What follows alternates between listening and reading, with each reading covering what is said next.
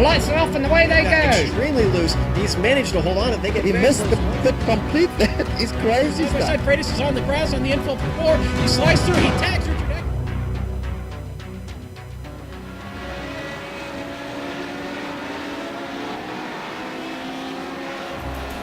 The jaws of a bear trap, a camera shutter on a sunny day, a Spider-Man musical on Broadway. 3 things that close fast. Add to the list what fans will witness today when a radical SR8 closes up behind a little Miata. The gathering of tweakers comes to Circuit Gilles Villeneuve for the Canadian Team Challenge.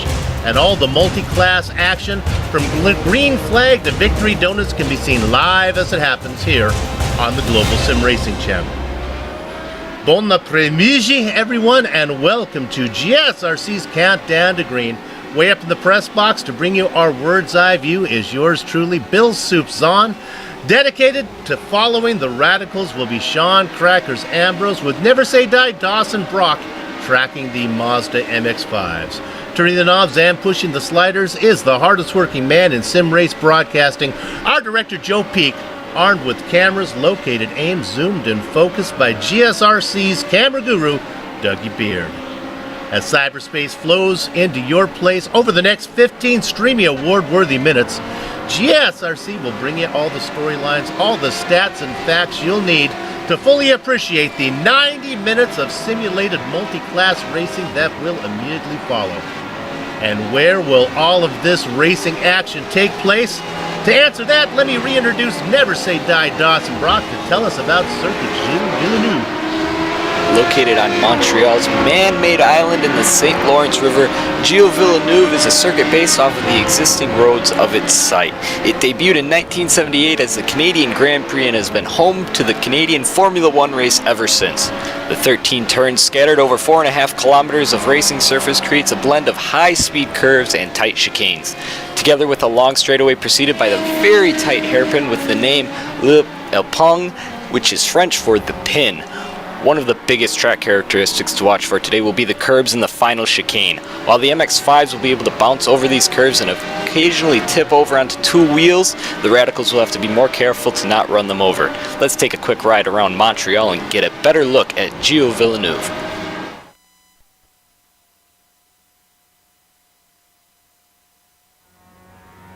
Alright, we're in the GSRC MX-5, so let's do a lap around Montreal. Down into the Senna S, your line will always be a compromise through here. Brake too early and drivers will be trying to send one up the inside. Brake too late and you'll have an awkward line through the hairpin portion of this 2-parter.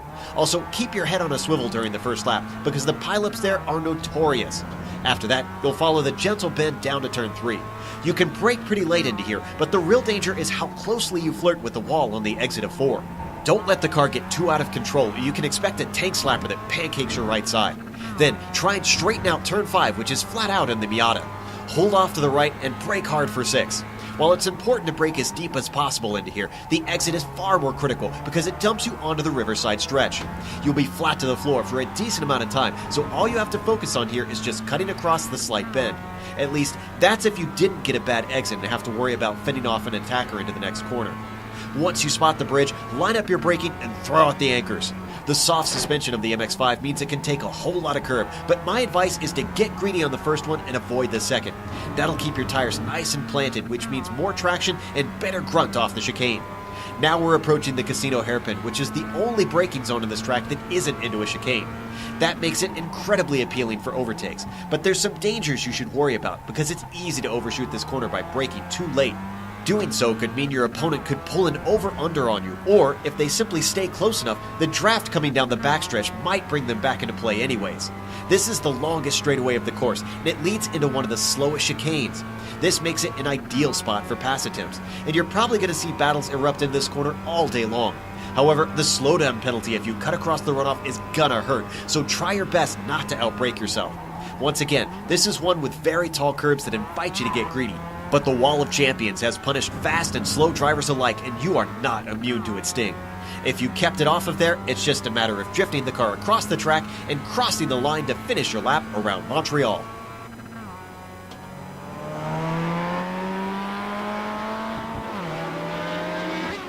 When Carly Simon sang "Nobody Does It Better," she must have been vocalizing about Joe Peak talking the viewers around a racetrack, in this instance, Montreal. So we've learned about the track, but this being a one-off event here on GSRC, every viewer is a first-time viewer. So to get everybody up to speed on the race details, here's Sean Ambrose. Yes, the Gathering of Tweakers Canadian Team Challenge. And Soup, we just watched the GSRC Mazda MX-5 get around the track. Let me tell you a little something about this Radical SR8. For those that have not seen this or ever stepped in it here in the iRacing service, this is a fun, very, very fast little car. In fact, about 25 seconds a lap faster in the closing rate of speed.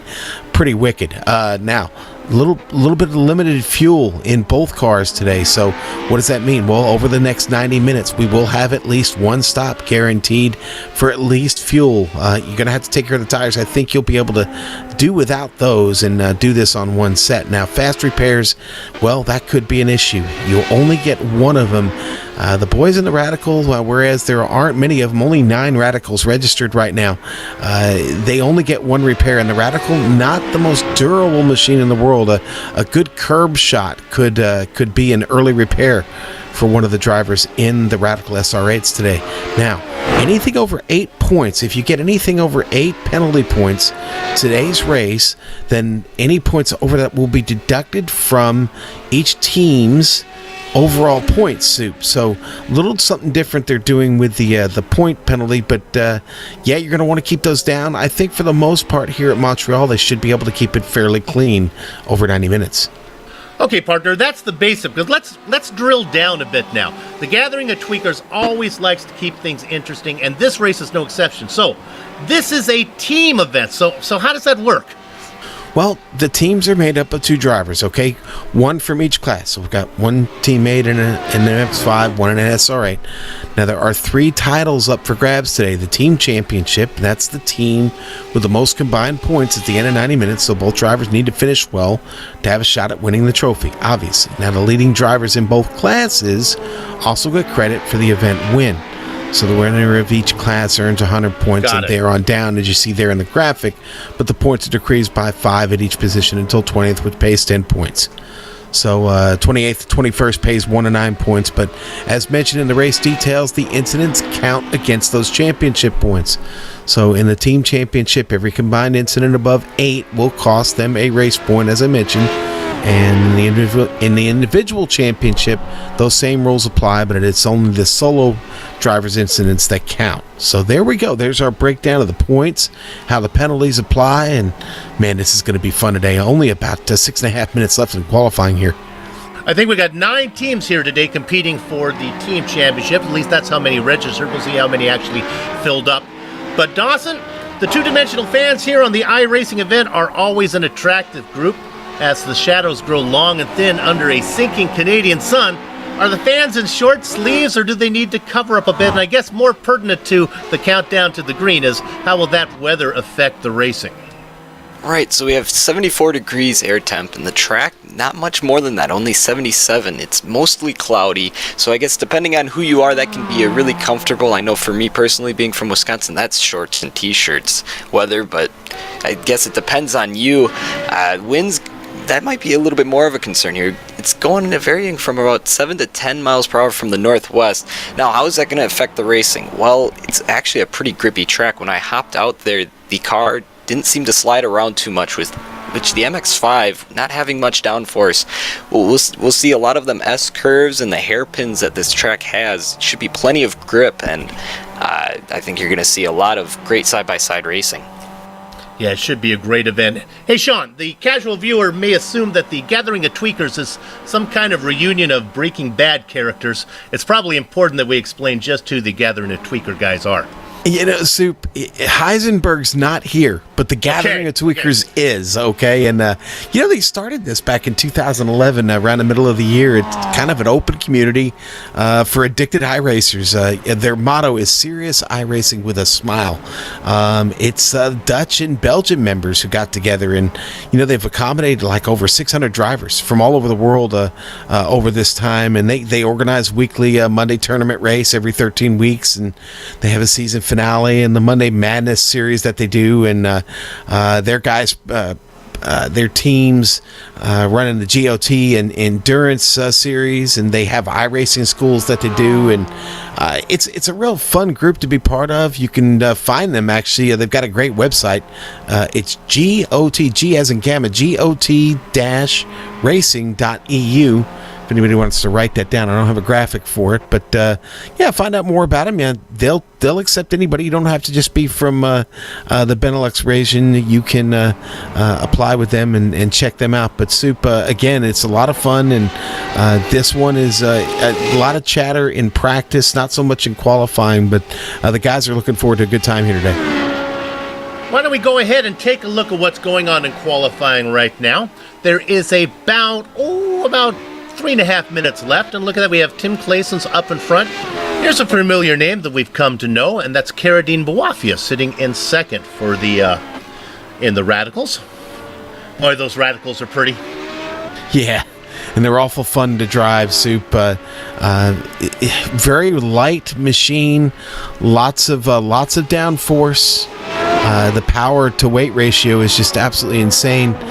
It's a polar opposite. It's a reminiscent of the Camel GT series, Soup, and that battle of the Audi and the Nissan in the difference in cars. Our director Joe had made that observation in the pre-race, and I somewhat agree with him. The Mazda, in comparison, kind of handles similar to that Audi. It doesn't want to really turn like that Radical does, and a lot of speed to be found in these chicanes and in these turns with that Radical. Going over to the MX-5 qualifying, there's the driver sitting in, where is he sitting in? Currently 6th position, I believe, as we look at David Barraclough. Yeah, and if you look top of the sheets, Aeronam, a very similar name to a lot of the GSRC fans. He's one of the absolute beginner racers, currently sitting 5/10 up on Travis Schwenke. So we've seen Aeronam before. We know he's fast, and he's just carrying it on to this race today. Currently also does a little cross-pollination, races in the MX-5 World Tour, currently sitting second there. To the man third in qualifying, Sonny Katchen. Sonny out on the track right now, you can see him. Sonny, catch me if you can't, and he is really good in that little car. Another cross-pollination driver is Travis Schwenke, sitting in second position. Now, if you want to figure out how the numbers work, they are team drivers. If you take the first 2 digits of their car number, we can find one that starts without the number 9. Let's go ahead and see if we can find one that there we have car number 122. That is Adam Parley. Adam Parley. You take the first 2 digits, that's a 12. He's teamed up with a Radical driver of the same number, but of course his partner has not. Oh, it has. That would be Darren Seal. Is Darren out there racing? Darren's in the pits right now. But there you can see a 121 means that Darren is in the Radicals, and a 122 means that Adam Parley is in the MX-5. So for those of you who have bad rods and cones that are colorblind, you're quite relieved to see that they decided to distinguish the teams by numerical methods. Soup, we gave them early notice you were on the broadcast this week, so they had time to prepare, and rightfully so. There's a couple colored cars out there right now. For those of you who are colorblind, the red car is right next to the green car. All right, see, it's a pink car, and it doesn't really matter. Our director is helping me out. We're not going to be using much colors. We'll try to use flavors and smells, if we can, to describe the colors. Meanwhile, qualifying is done. So let's go ahead and run down our starting grid right now. And Sean, why don't you take the group you're covering, and that would be the Radicals. Yes, it would. And Tim Claeson's going to have that Radical SR8 on the pole. Caradine Bawafia will start there in second. Paul Elbrink will start third. Fraser Williamson, fourth. Fifth, going to go to Darren Seal. Sixth, Matt Fretwell. Sorry about that. Seventh, Jupp Williamson. Sasha Lamp in 8th, and 9th gonna belong to Bram Reniers. I'll go ahead and take the top 10 here in the MX-5s and throw it to Dawson. It's Errol Nam, the Roland Estonian, and Dory Travis Swanky just keeps winning. Sonny Catch Me If You Canchin is in third. Nikolai Lodushkin is in the fourth position, flanked by Dries Nice. David Barkaloff in the sixth spot, Adam Parley behind him. Denny Rates, James Ewan, Nick Carty, and Zach Hudson make the top 10 in the MX-5s. Dawson's who's left? Pascal Tennyson going to start in the 11th spot. Joe McDonald in 12th. Rick Tacrani, 23rd. Ryan Hellier, 24th. Jerome Ursem, 15th. Siegfried Buchner, 16th. And rounding out the MX-5 field will be P. Treffers. Should be noted that there is a fast repair offered to the drivers, and Lord knows here at Montreal for 90 minutes, one just doesn't seem like enough, does it? No, it doesn't. Soup. I mentioned how fragile the SR8 can be earlier. You're going to need to be careful with your car today. It's 90 minutes is a long time. First endurance race we've done in a bit here, Soup. Pit stop, we did a little calculation. We're figuring somewhere about the middle third, maybe a little tighter than that. So if possible, you want to save that fast repair so you can use it when you're in your pit window. So basically, I guess if you're going to crash the car, try to crash it when the tank is empty. That's good strategy there, Soup. Certainly every driver wishes he can call his shot as to when he crashes. Yeah. What about lap traffic, Sean? This easy to get out of the way, or as long as you communicate? The poor Radical guys are at a bit of a disadvantage. We've got 18 Mazdas and only 9 of them. They're going to catch them quick, and they're going to have a really, really deep field to get through. They're going to have to do it gracefully because the GOT guys have made it clear, they don't want anybody to feel like their line has been compromised or have been made to feel like they need to get in a hurry to get out of the way. So they want a clean race and everybody to finish today. If memory serves, and I have done my research, I remember this being a rolling start, so let's assume that is the case as the drivers are starting to take the grid right now, and I get informed that no, this is not. They're going to do this a standing start. I wonder if they're going to have the drivers race and run into their cars. That would be cool.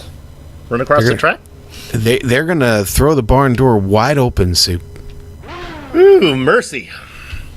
Well, let's be glad that there are no radicals that are grid behind the MX-5s.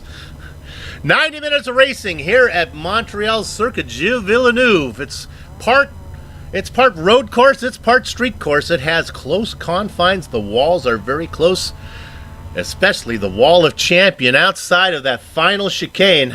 I think we'll see a few races end there, or at least a few fast repairs taken. Also an interesting pit lane where you have to enter almost on the racing line. It dumps you out just outside of corner number 2 into the racing line. You can hear the engine start to harmonize. Gather up the chickens, take cover behind the cows, because the horses are out of the barn. And it is Tim Claessens who leads the stampede down into the first left-right 1-2 combination. Dropping in behind Fretwell, Wafia, Ebrink, and Wilmanson. Dawson, what's going on back there with the MX-5s?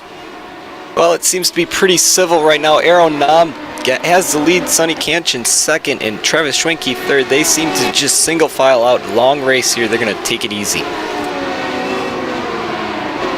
90 minutes, plenty of time to get your wits about you. No need to force the issue early.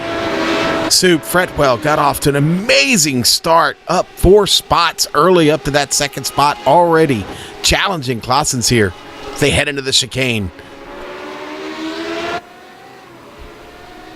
Heading down to that first hairpin on this track, high speed entry here. They're going to break about 2/3 of the way in here and then fight for position, making their way around. Big hairpin there, and usually lots of trouble, but looks like everybody in the Radicals makes it through there. Fretwell still chasing, getting a bit of that draft now as they head down the long straight. Down to the Wall of Champions. Here they come. Claessen's going to get through really clean. Nice exit across the line. He'll hold the lead here. completion of lap 1. You talked about Fretwell. My goodness, he qualified in 6th position. He's running now in 2nd. What a nice run from him.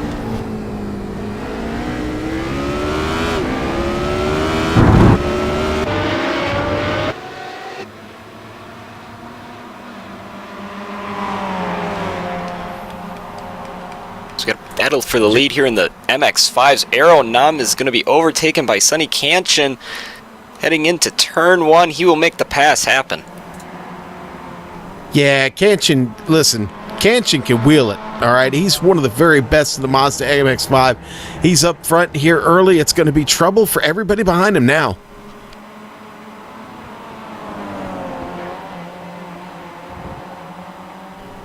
Clausen's still running away here up front. Fretwell a little bit off pace now, just about almost a second behind. Clausen's got the clean air down into the hairpin. Dawson, what we looking like in the MX-5s? Well, I just saw Denny Reitz. He's going a little bit slow. I don't know if he had a slowdown, but he's starting to speed up now. Just a little bit of issues. I think he's fine. He might have just had a slowdown there. All right, hopefully still everything okay with Denny. Now starting a little company up here at the front of the Radicals. Hillbrink, Boafia starting to close in just a little bit here. Fraser Williamson back here being overtaken by Darren Seal. Down the straight, down to the wall of champions. Seal on the inside. Almost makes contact. Stacking up behind him, Sasha Lamp. Had to get out of it there, compromised his line. Sasha Lamp is right now on pit road, I believe. If I caught it right, I was watching the front of the MX-5s, and it looked like he jumped the start, so he's going to have to bring it in and take a penalty. Hopefully he can get back out in front of the MX-5s and not have to battle through all the traffic. Yeah, that is confirmed. Lamp in. See if we can all get back live here. My bad there a moment ago, folks. I'll be back with you soon, boys. I've had some connection problems here, but you're doing a great job of calling it. We got you, Soup. We got you. All right, how about this battle for the lead? Arrow Nam, we've seen him before. We know he's fast. Just in the couple of races that I've called, he has been fantastic. Now, you have a 3-car battle right now. Travis Schwenke just watching on, and then even farther back, Dries Nice. He's also in this, but it seems like long race here. These guys don't want to push it too quick. These guys have all raced together for a long time. Kanchan, Num, Schwenke, all familiar with each other, as well as Nice.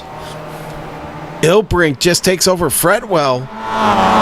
Just got by him there. They head down the front straight across the line. Give it to Paul Ilbrink now. He is up to second. Fretwell all over his wing now here as they get through the second turn.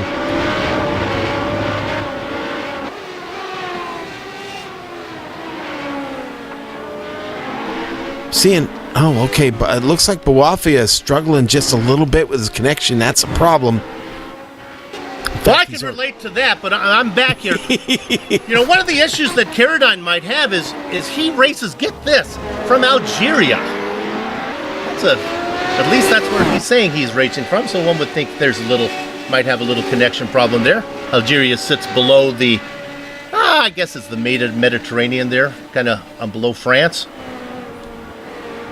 Well, things up front here, Soup, in the Radicals starting to spread out just a bit. In fact, our leader, Classens, is now starting to catch the back of the MX-5 field.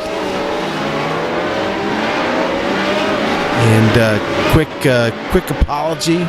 Looks like we've had some technical issues there with our frame rates. Hopefully everything recovering here pretty quickly. A lot of gremlins going on, but Soup is back. Yeah. So let's show you what we got. Tim Clayson out in front here as we look at the Radicals as he's beginning to come up on the backup. Now he's got a Hornet's Nest. He's coming up behind. These 3 guys are racing up here. This is for oh my goodness, coming in behind my timing. Well, I'm halfway there. As he goes around a few drivers. And as that goes on, iRacing blinks away from me. I enjoyed it for a while. Well, he's getting through a ton of traffic. Buchner now. And Klessens is just screaming by a bunch of these guys. Just got by Rick Croney to Croney. Getting through turn 4. makes it clean. Good job here by Cousins as he gets through this traffic. Our leader really working it hard. Dives to the inside there. Turn 6 already difficult enough in turn 7 there, but he gets through clean and continues his assault on the MX-5s. You know, our producer, go ahead, buddy.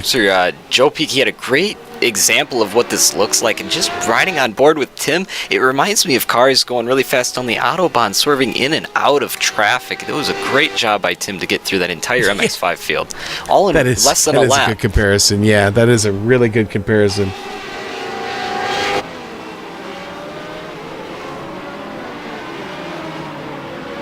Looking at a battle there with Wafia and Williamson. This is a battle for 4th position.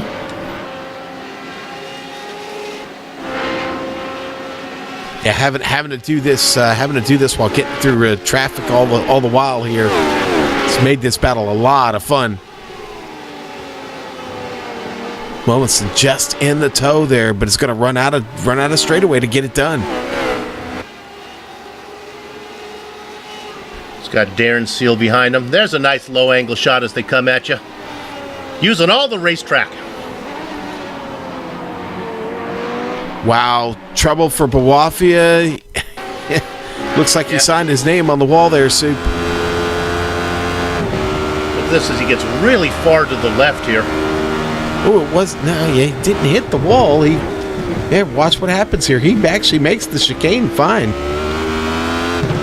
Yeah, and then it just kind of drifts over as if maybe internet issues. The car just wouldn't turn. Boy, that's certainly possible, Soup. Certainly possible. Tough break. Sorry to see that. Wafia, we know him from several series that we cover here on GSRC, becoming a fan favorite. Go ahead. I'm sorry, Elbrick just had a problem. Down in turn 3. He lost it. Got under braking and then into the tire or into the barrier there on the outside. Elbrick was running well and charging, one of our pros in this field. Looks like maybe a little bit of damage to the front right of that car. Yeah, he locks him up. Ran out of track. Bill talked about how close those walls are. Remember, they do have those fast repairs, but you hate to use them up so early.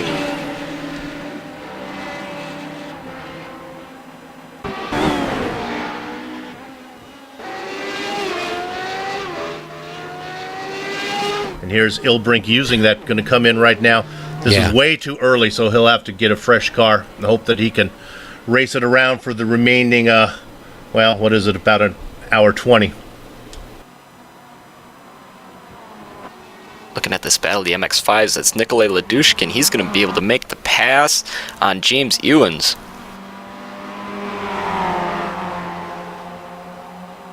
That's a battle for 5th. Oh, and Darren Seal, who had just gotten by Fraser Williamson, blows it there in the chicane at the Wall of Champions. Has a slowdown penalty. Williamson back. I caught that in replay, guys. My bad again. I'll get it right, Soup, I promise. Hey, at least you have a connection. That's all I have to say, man. Well, because of Seal's problem, though, back there that I missed, and I do apologize if that has reeled in Bram Berniers, who is right on his tail now. They just made the hairpin down the back straightaway.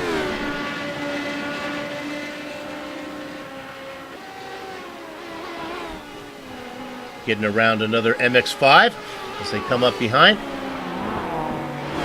Under the Dodge sign. They negotiate the chicane, setting up. Now look at this. That's where they work across the start-finish line. Now this is interesting because the first corner actually turns away from the center of the track. And then you can see where the pit exit is right there, where they'll dump out a little later on. This could be an issue as we look at Darren Seal. Oh, look at this. It's Num and Kenshin up front, Dawson. Yeah, as they just get blown past by Paul Ilbrink. He's trying to get a couple of positions back, but Nam, he's been pretty content sitting right behind Sonny, and I don't know if this is a strategy or not, if he just can't get past him. We saw Sonny make a pass on Arrow earlier. Now another Radical gonna blow past. That's Sacha Lamp. He also had to bring it into the pits with a penalty. Yeah, I believe this is probably a case where Kanchan, Num, and Swanky know that even if they took the lead, they're not going anywhere. The draft is strong enough here and these guys are close enough in speed that no one's going to be able to run away. So there's actually a disadvantage to leading. All you're really doing is just burning up more fuel. Your pit stop will be longer. If you're going to lose somebody, if you're going to shake them, the best way to shake them, save fuel, have a much shorter pit stop, leave them behind that way.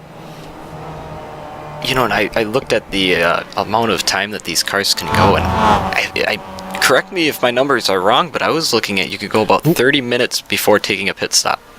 Yeah, I think they had the fuel wrong. Go ahead, Sean. I'm sorry, we just had an overtake there at the Wall of Champions. Darren Sill gets by Fraser Williamson. Now Williamson going to fight back down into turn 1. He's going to back out of it. Bram Rainier's right there, guys. And get through Senna here. Very, very tough, slow right-hander, even in this SR8. And Seal able to kind of pull away here down into turn 4.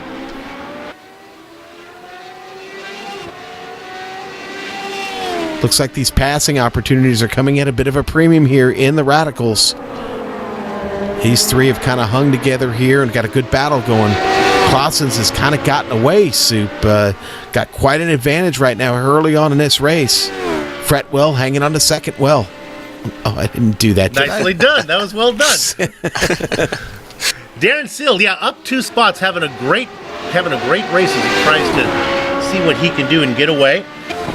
Just to follow up on the point that Dawson was making, I noticed in the forum that they listed the fuel for the MX-5s at 28%. Now that's the fuel that they run in the MX-5 World Tour, and I know that they can only go about 30 minutes. But I think that's a mistake, because when I checked in with the race organizers, they said everyone needs to do 1 stop.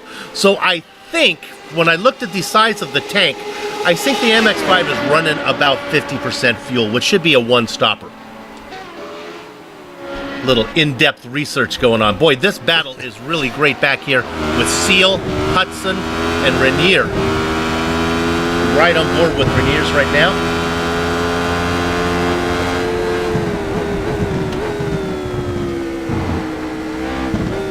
You can see they're still having to weave in and out of traffic, and that's one of the hard part is, drivers sometimes they prefer being that slower car and just running your line, and in other instances they would rather be in that fast car and, kind of control your own destiny.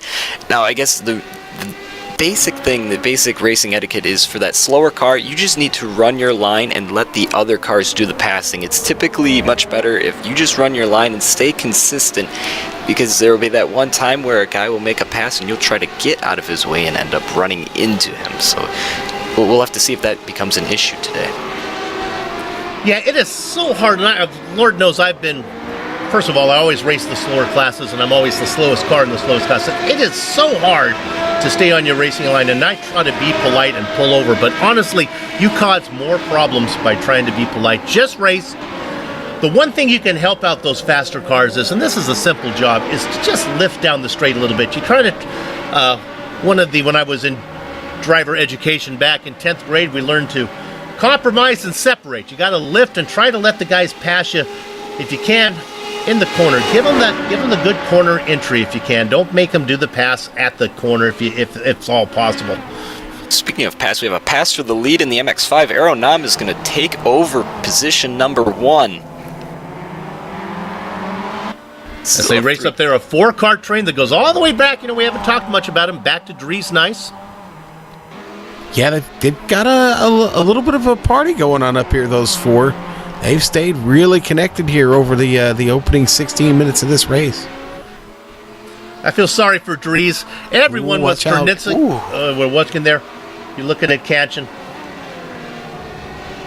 Fretwell coming through. Watch out, guys. This guy has places to go, and he finally negotiates his way around the Roland Estonian. Follow up on Nice. His name was spelled so differently that everyone was mispronouncing his name in every broadcast. So he finally went to iRacing and said, Let's change this phonetically. So it's D-R-E-E-S-N-I-C-E, Dries Nice. That's not how you spell it in real life. But that's radical. how you say it. Oh, they're squeezing through. Whoa!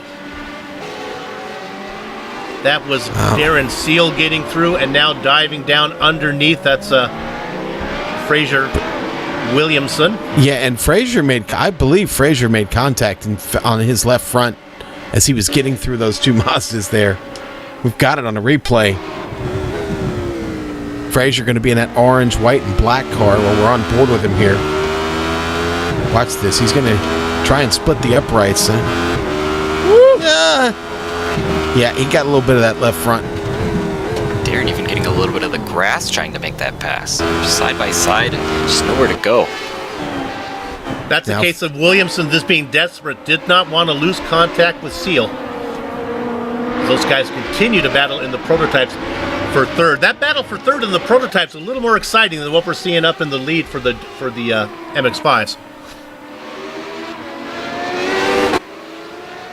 Well, I would say so. These MX-5s seem to be really content in just running. Now Aeronam's starting to pull away maybe a little bit as Joe Williamson going to make his way through them. But I would say definitely this three-car battle that you see on screen right now, definitely probably the best one on track. We've talked about the top four in the MX-5s. Let's take a second and run down some of the other drivers that are out there. Nikolai Ludushkin racing in 5th overall. And right now he's being challenged by James Hume. This is a nice battle. Ewens racing for that 16 team.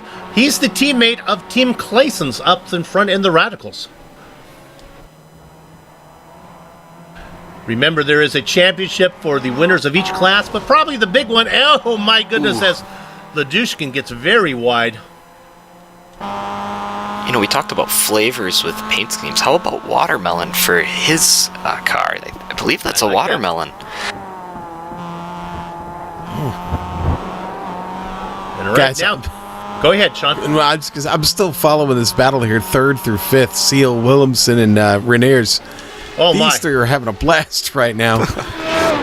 Seal able to hold him off, but boy, watch out. Here comes Williamson. Maybe a kiss from a Williamson? Soup? Does that work? No? Okay. That was bad. Sorry. Was that a Seal joke? That's yes, it was a very veiled Seal joke. Yes, it was. I'm sorry. I got it. Seal out in front. Lord knows, here we go. I'm going to try colors. I'm calling that a blue car. It is, yes. Followed by the red car of Williamson. Red enough. That's cool. Orange. Let's go with orange. Let's go with a yellow car of Renier. A little yellow, mainly green. Green. Okay. We'll go with citrus. Tell you what, these guys are definitely going to burn up their brakes. They have been braking hard and just really deep on entry into every one of these turns. They have managed to do it without hitting each other, which is just short of amazing. Well, they're having fun. They are 7 seconds behind Fretwell, though.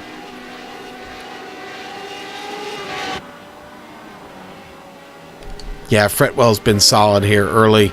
He just doesn't seem to have it, though, for Claessens right now, who's gotten to an 11-second lead here, now almost a half hour into this race. Dries Nice must have had an issue. He was our 4th car in that top 4 battle in the MX-5. He seems to have some damage in his on-pit road.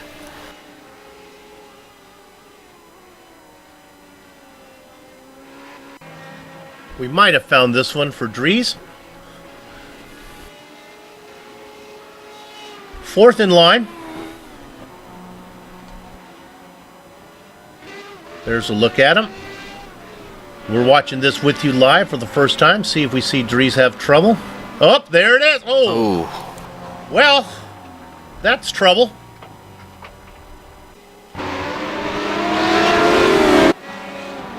And then there were 3 in the lead.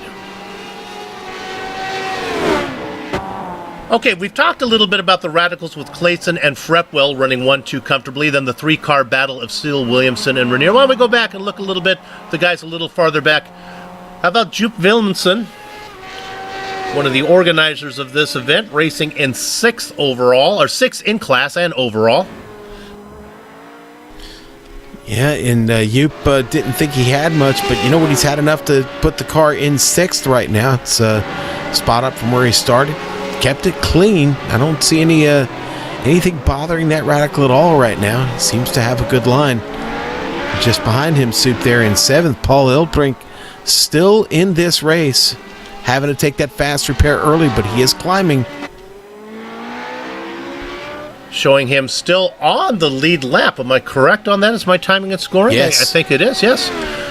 Let's drop back one more to Sausage Lap. Racing in 8th on the lead lap. So there's the 8 Radicals that are out there. Sad to report that the fan favorite, the Algerian driver, Kiradine Bouafia, has called it a day. Yeah, he was having too much trouble with that connection. Didn't want to be out there like that. That is a shame. It's a good battle on screen here with Ursum. Ursum, a privateer, as was Bouafia. All the Radicals that are racing have a teammate back there, so that team championship very much in the mix still. This is a battle for, I guess, 18th position, racing with Rick Croney. That's Ursum in the middle there, and then P. Treffers behind him. Oh, we have trouble. Ursum getting sideways and almost into the wall.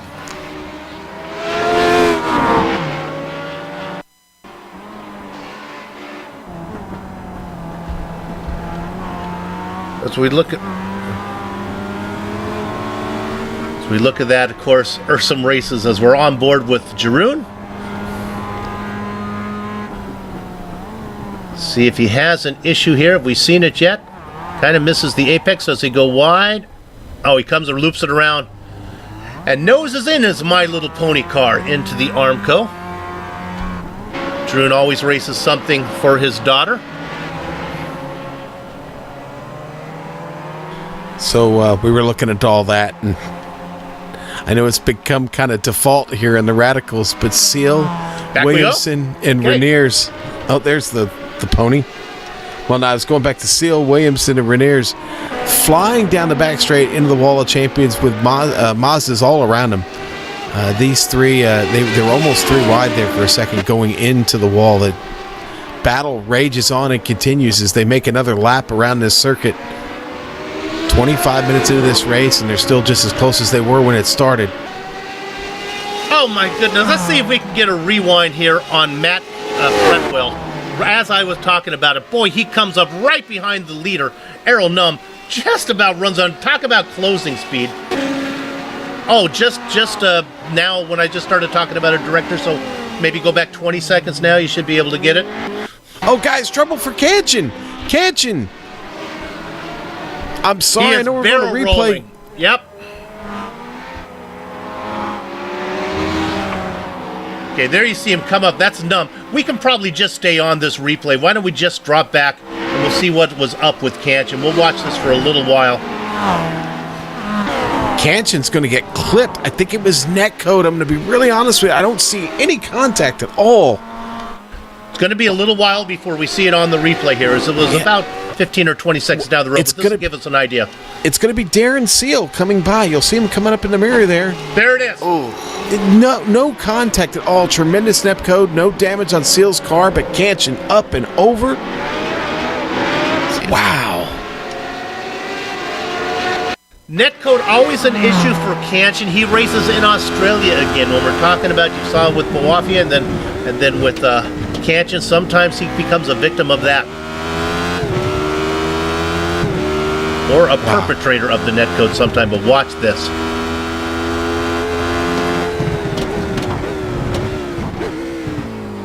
And the question is, that since the netcode had really only affected Catch Me If You Can't, and I guess it didn't affect Seal at all. Not at all. Seal, in fact, as we go back live, Seal still at the lead of this battle, and Williamson right there. He's doing a check on the rear end of that car right now. In there looking at the gears, and oh boy, Bram almost spins it there in the hairpin, Dawson. We have pit stops already for the MX-5. Travis Schwenke was in, and he is out now. Now, Nikolay Ladushkin, he is coming out of the pits as well, so it's looking like I don't know. Yeah. We must have numbers mixed up here. No, because I think you're 28 right now. minutes in. I think you're right. The 28% is probably correct. That's I had a hunch that was going to be the case. The when they put up the race details, they had 28%, but then they said the size of the tank was much bigger than 28% would represent. So I think we're going to be looking at least 2 stops for the MX-5s. You don't think that was an early peel, late reveal on those, Soup? Possibly. I don't think they can go an hour though. We'll see. But Dawson, what has noted, what was once a 4-car train up front, and here comes Num. So no, I believe this is they're out of gas. With Dries having trouble being upside down, and then Katchen having his issues, it's Num and Swanky, and Num has actually distanced himself from Swanky. I'll tell you what, the battles aren't over in the SR8. It's Ilbrink now having a good one with Jupp Williamson. These two toe to toe. Get through the Concord there. I tell you right now, Jupp the Loop Williamson is happy to be running where he is. He expected to be running last. They work their way around Rick Cronny right now. Let's stay on this battle a little bit. Here comes Ilbrink.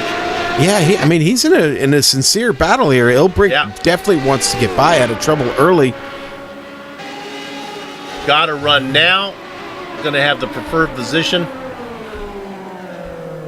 Yeah, he gives does. them this position, and let's move Ilbrink now up to 6th overall in class. 6th in class, 6th overall as well.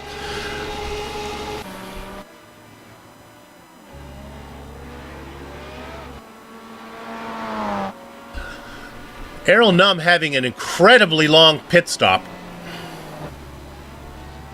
He's got stuck in the pit stall. He's got a pit bug is what he's saying. He's trying to get in and out of the car right now, and he's going to call it a day. Oh, no. Well, he's probably had to disconnect so he can come back in and try and... Yeah, I mean, he may come back in and still try to get back in the car, but wow. Some really bad luck for some guys here. Some of the really fast ones, bad luck befalling them today. That is bad luck, but if you don't know much about the Rolling Estonian Errol Num, he could run away with this thing, so there is plenty of time. Just an extra challenge to see what Errol can do. Look for him to come back. It'll be fun to watch him work his way through the field if he can get back in. Travis Swanky saying something about it doesn't release the auto brake.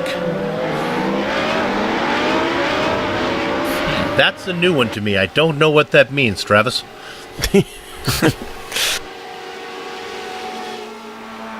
See Fretwell fly by Schwenke.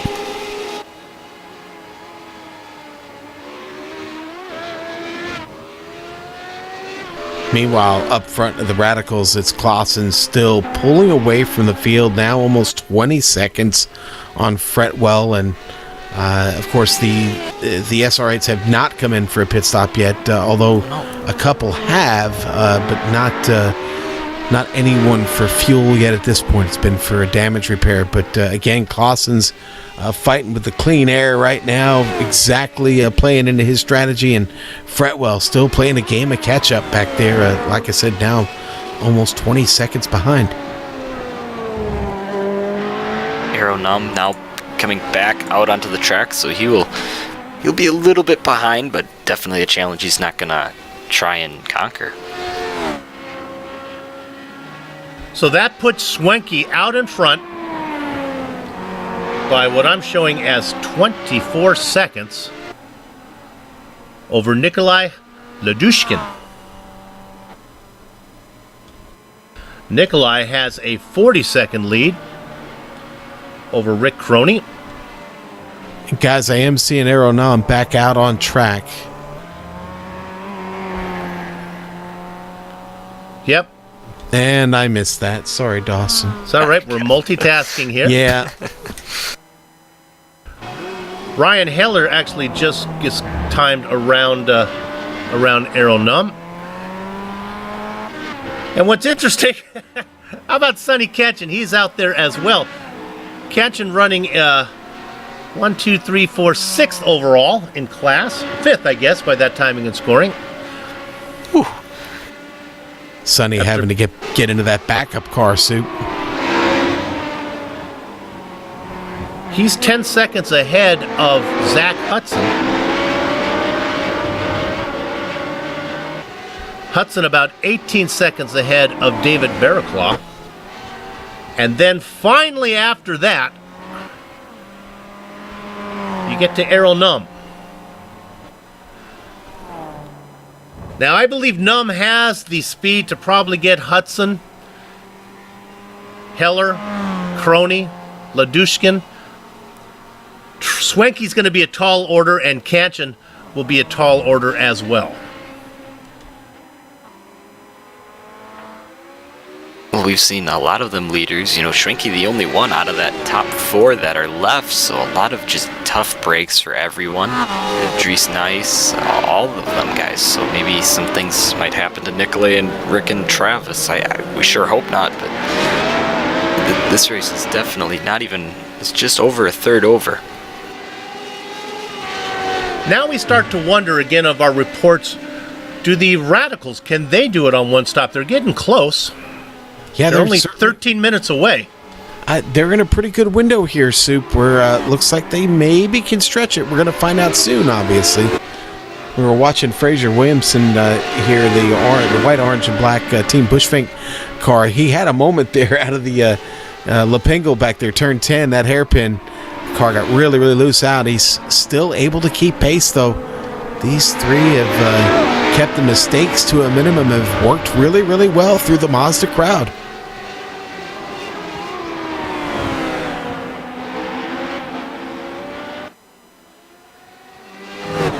They'll do it once again as they get by Rick DeCrony there.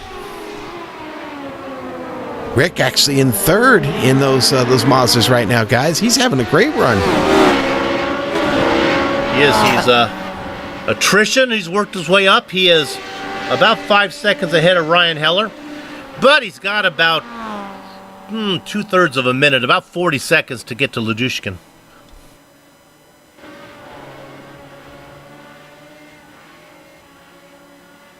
$11 positions for Crony. I want what he had for lunch, Soup. Yeah, no kidding. Man. Right behind him, even Ryan Hellier, he was up 11 positions as well, 24th to 12th overall.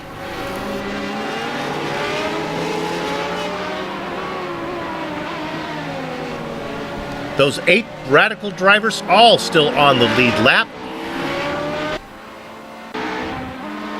About a minute 20 behind is the last driver, Sasha Lamp. That's about a 10-second cushion on being lapped by Clayson.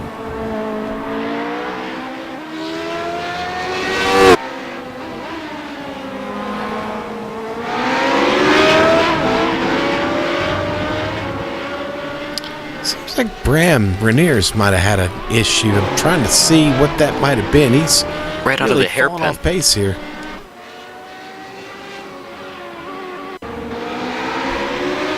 Yeah, he had a little bit of off coming out of the hairpin. Let's see if our director has found this as well.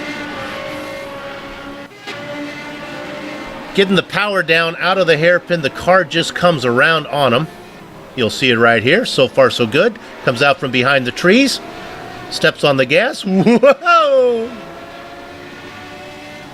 Gets it straightened out. Yeah, that's a shame. He was a big part of that battle between Seal and Williamson, and really, really fortunate to not get into that wall. He was able to save it.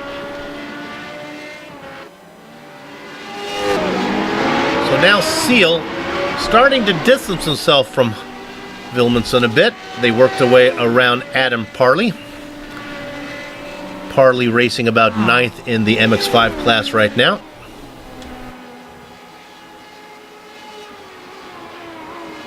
Now, we were talking about Ryan earlier a little bit ago, and he just came out of the pits, so I'm not sure if he had a penalty or something. Oh, guys, Fraser Williamson with a big mistake. He's in the wall of champions. The car got loose, and he wallets the wall with a wallop. Watch this as the car comes around. He doesn't hit the outside. He backs it into the tire barrier and destroys the rear end of the car. And on a high downforce machine, that's going to be a big problem for him. There he is over the rumble strips. Too much of it. Comes around and just backs it in. He's missed pit entrance. He's going to have to take. Oh my goodness! You can see that car. Well, I think he needs to be a good candidate for deadliest catch. The way that car's crabbing right now. well, Bram Reniers is going to take advantage of that and go back to fourth. We'll get Mike Rowe right on that there. Okay. Make a good greenhorn. So Yes, he's he got to would. take that thing all the way around. The question is, with 52 minutes of racing left, maybe he's in the pit window. Maybe he can take his fast repair and do it without another stop. Maybe. Maybe, Soup. Maybe. Oh, Frazier? But more trouble. Yeah, if he gets it to the pit lane. Well, like I said, he's lost all of his downforce back there. The rear end obviously damaged. He's done suspension damage probably. It's the same spot. Wouldn't be shocked if he's riding with a meatball here right now. Let's see if he actually brings it in this time, or if he's going to maybe try to go far enough along. Now he's coming in.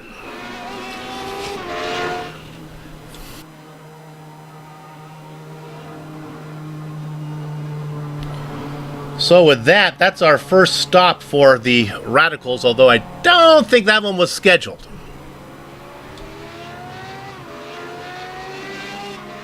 Well, that great battle we had going, unfortunately, now is broken up, and Seal is the man in the middle, sits 6 seconds behind Fretwell and 6 seconds in front of Bram Reniers here in the Radical SR8s, guys. Looking at the team that might be doing the best right now, I think it might be Torque Freak Racing Blanchiment. That's the team with the 14 for the first two digits. That's Bram Renier. And his partner in the MX-5s would be, well, when last I saw he was doing good. Oh, it's Zach Hudson. Yeah. Hudson running 5th in class. And Renier running 4th in class. I think maybe the only other one that would be close to them might be the ones with the 18. Car? Yeah. Yep. With Fretwell sitting second, they're just going to get them a lot of points. I gotta hope that team wins. They are named the Flying Pigs. Gotta hope for that. Of course, Matt Fretwell and his partner in the Radicals would be Ryan Heller. Yeah, in the MX-5s. You see, that makes sense now. He has a flying pig actually right on the hood. I saw that. Can we get a look at that? We can get a picture of that one. That is a happy pig right there. It's hard to get an angle on it. What's nice about the flying pigs, they gave him some goggles so that his eyes wouldn't water. Aw. Yeah. Joe Peak telling us that the mascot of Cincinnati is the Flying Pigs. I would believe Pig Floyd as well, right, Soup? I didn't know that. No, that's not right. Just about at the halfway mark here, and the Radicals still yet to come in. Travis Schwenke leading the MX-5 group, a privateer driver. He's got 31 seconds on Nikolai Ladushkin. Soup? Yes? We talked about Paul Ilbrink before, kind of making up ground and continuing to charge through the field. He's caught Bram Reniers now, just 3.3 seconds back as he now gets himself down into the wall of champions. He continues to make up ground. He's consistently almost 2 seconds faster than Bram. Not a matter of if, but just when will it be before the pit stop. Oh, and as I say that, commentator jinx there on Paul as he has trouble down there in Senna, gets the car sideways, a lockup.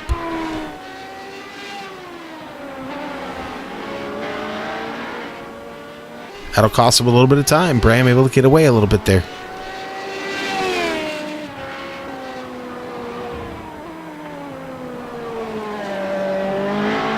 Looking at Paul Ilbrink.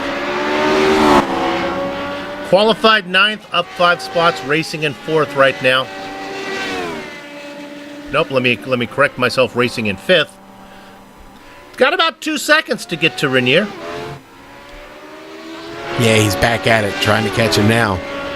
Again, just continues to close a little bit every lap. That last lap, in fact, it was 3 seconds faster. About 3.5, actually. A lot of ground. Now, the problem is that Ilbrink's going to need another pit stop because of his misfortune early, Soup. Right. He's, 20 laps out here on this tank. You've got to figure he's going to need at least one more pit stop to finish this race, and that puts him in a really, really bad spot here.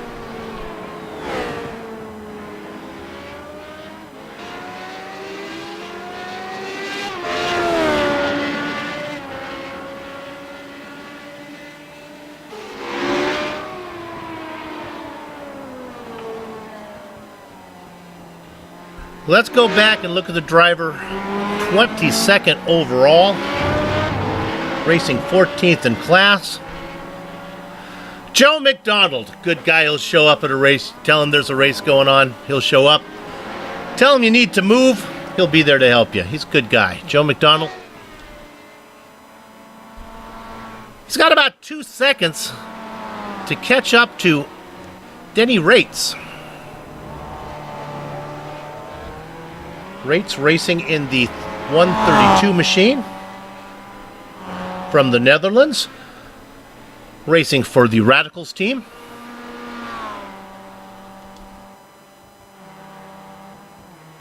Then it's quite a distance. It's about 40 seconds to get to the next driver.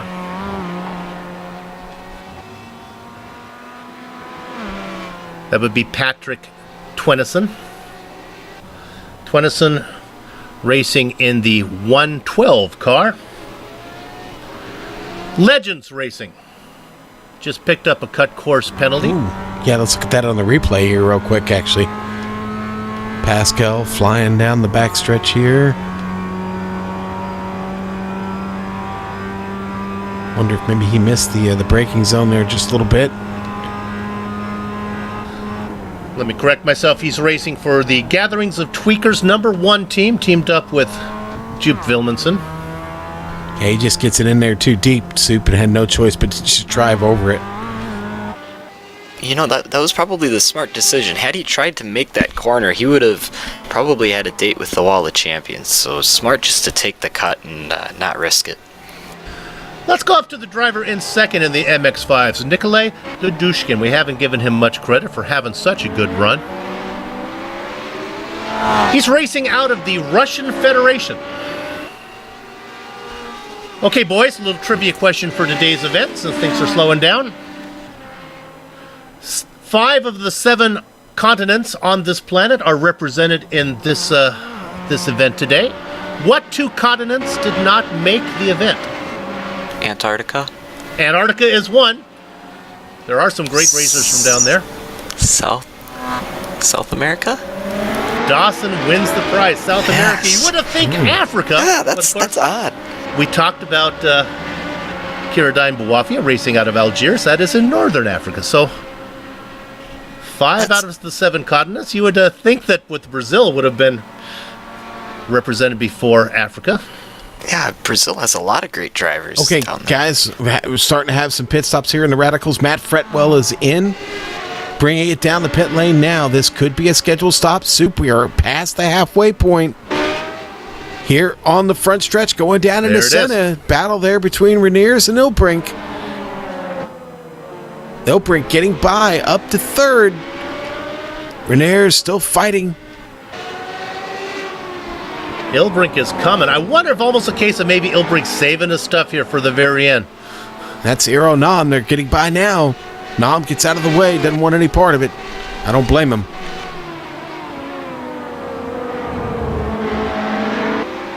So Ilbrink still picking him up and knocking him down, Soup. But the reality is he's still going to need another stop. That was 29 laps for Fretwell on that stint. 29 laps for Fretwell. He cycles out right now. Fretwell comes out behind the MX-5 driver of Siegfried Buschner. Let's pan back to Siegfried. Give a little love to him real quick. Siegfried racing in 12th in class. 20th overall. All by himself. 21 seconds before he would get up to Twennison in 11th position. Darren Seal, our second place car, coming in the SR8, down in the pit lane, guys. Fretwell right now making his way through the second chicane, heading down towards the hairpin. Of course, Fretwell has made his stop. Bramernier's in suit. Fretwell goes under Parlay in the MX-5. Fretwell now negotiates the hairpin. Seal is in his box. Ilbrink is staying out, but as Sean has noted, we're not sure what Ilbrink has up his sleeve. Well, you know what? Ilbrink right now just got to continue to pick up positions here. Right now, though, that's going to be kind of tough. I mean, Claessens is quite a distance ahead of him. Fretwell passed the final chicane. Seal is still in his pits. Fretwell goes by into corner number 1 right now. Seal just beginning to roll. Renier was also in there. Renier coming out as well. Seal going to have about, oh my goodness, how about 6 seconds on Renier? Our leader, Tim Claessens, is in the pits, coming down pit lane now to his box. All these stops coming after the halfway mark.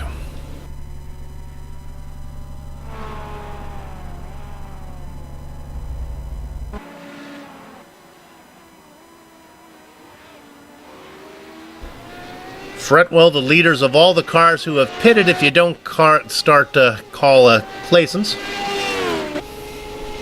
Okay, Ilbrink going to go to the lead. Claessens still there on the jack. Ilbrink out in front, but of course he has another stop to make.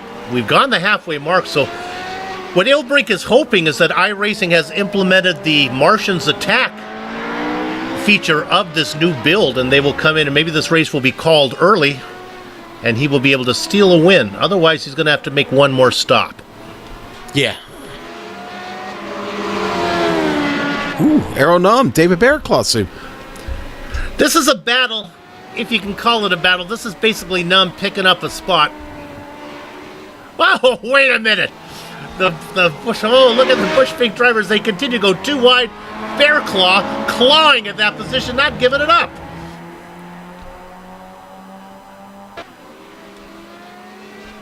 And Num does a little rhinoplasty there and cuts the nose off of Bearclaw and now takes the position.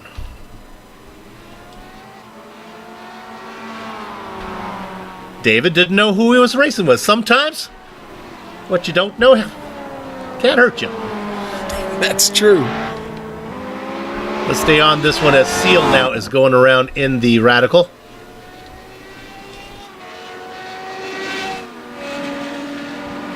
Claessens has in and out, but he is behind Ilbrink.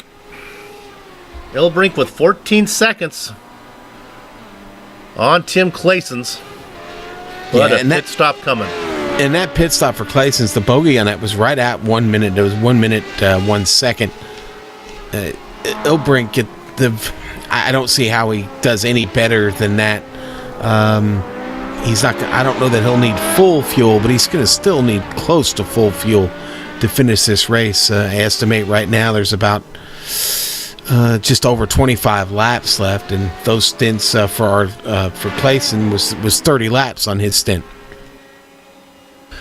Okay, pitting from 4th in class comes Rick Croney. Nick Tucrony. This should be his final stop. He should, well, No. 30 I don't think so. I think they're short, Soup. I think you're looking at, they came in 27 minutes right. for their first stop. They're going to have to make a third one here. Travis Schwenke also, and that is your MX-5 leader. This is going to be interesting. They're going to either cut this next stint in half or maybe try and, what I would assume, take as little fuel as possible, keep that car really light and come in last second. I'm going to go with as little fuel as possible because that Mazda feels slow, very slow.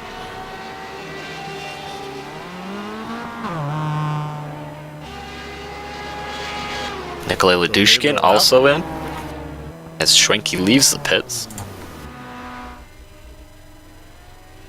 So there's your top 2 drivers. What we will try to do after these stops are done is try to document where Ketchen and Num sit. Right now they're racing 3rd and 4th, but again, they're off cycle. Not sure how many stops they still have to make.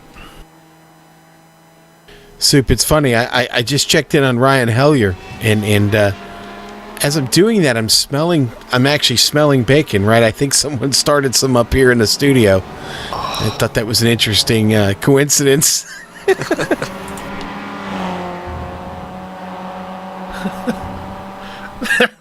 That's not a good sign. Well, he's definitely burning down some great laps now, but I was serious about the bacon thing. I don't know. There's something strange coming from the back of the studio. Gonna have to wait until after the race, unfortunately. I'm doing a little more research here on the fuel size for the MX-5s. I have to do a little conversion from liters to gallons, and that's never fun. Because I honestly have no idea what 27.6 liters is. 3.3 gallons. That's what it's telling me, at least. Okay, well there you go. 3.3 gallons is 28%, so those numbers were correct. So they can only go maybe 30 minutes at the most.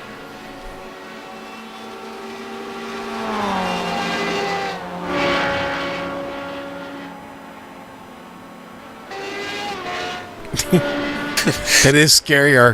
Our director reminding us that Dawson apparently is the only member of GSRC that can appropriately do math. So nobody's really checking him on this. Yes. Yeah, well, actually, there's no... I would love to take credit for that, but I just went into the garage and fuel level says 3.3. I did a little bit of research before.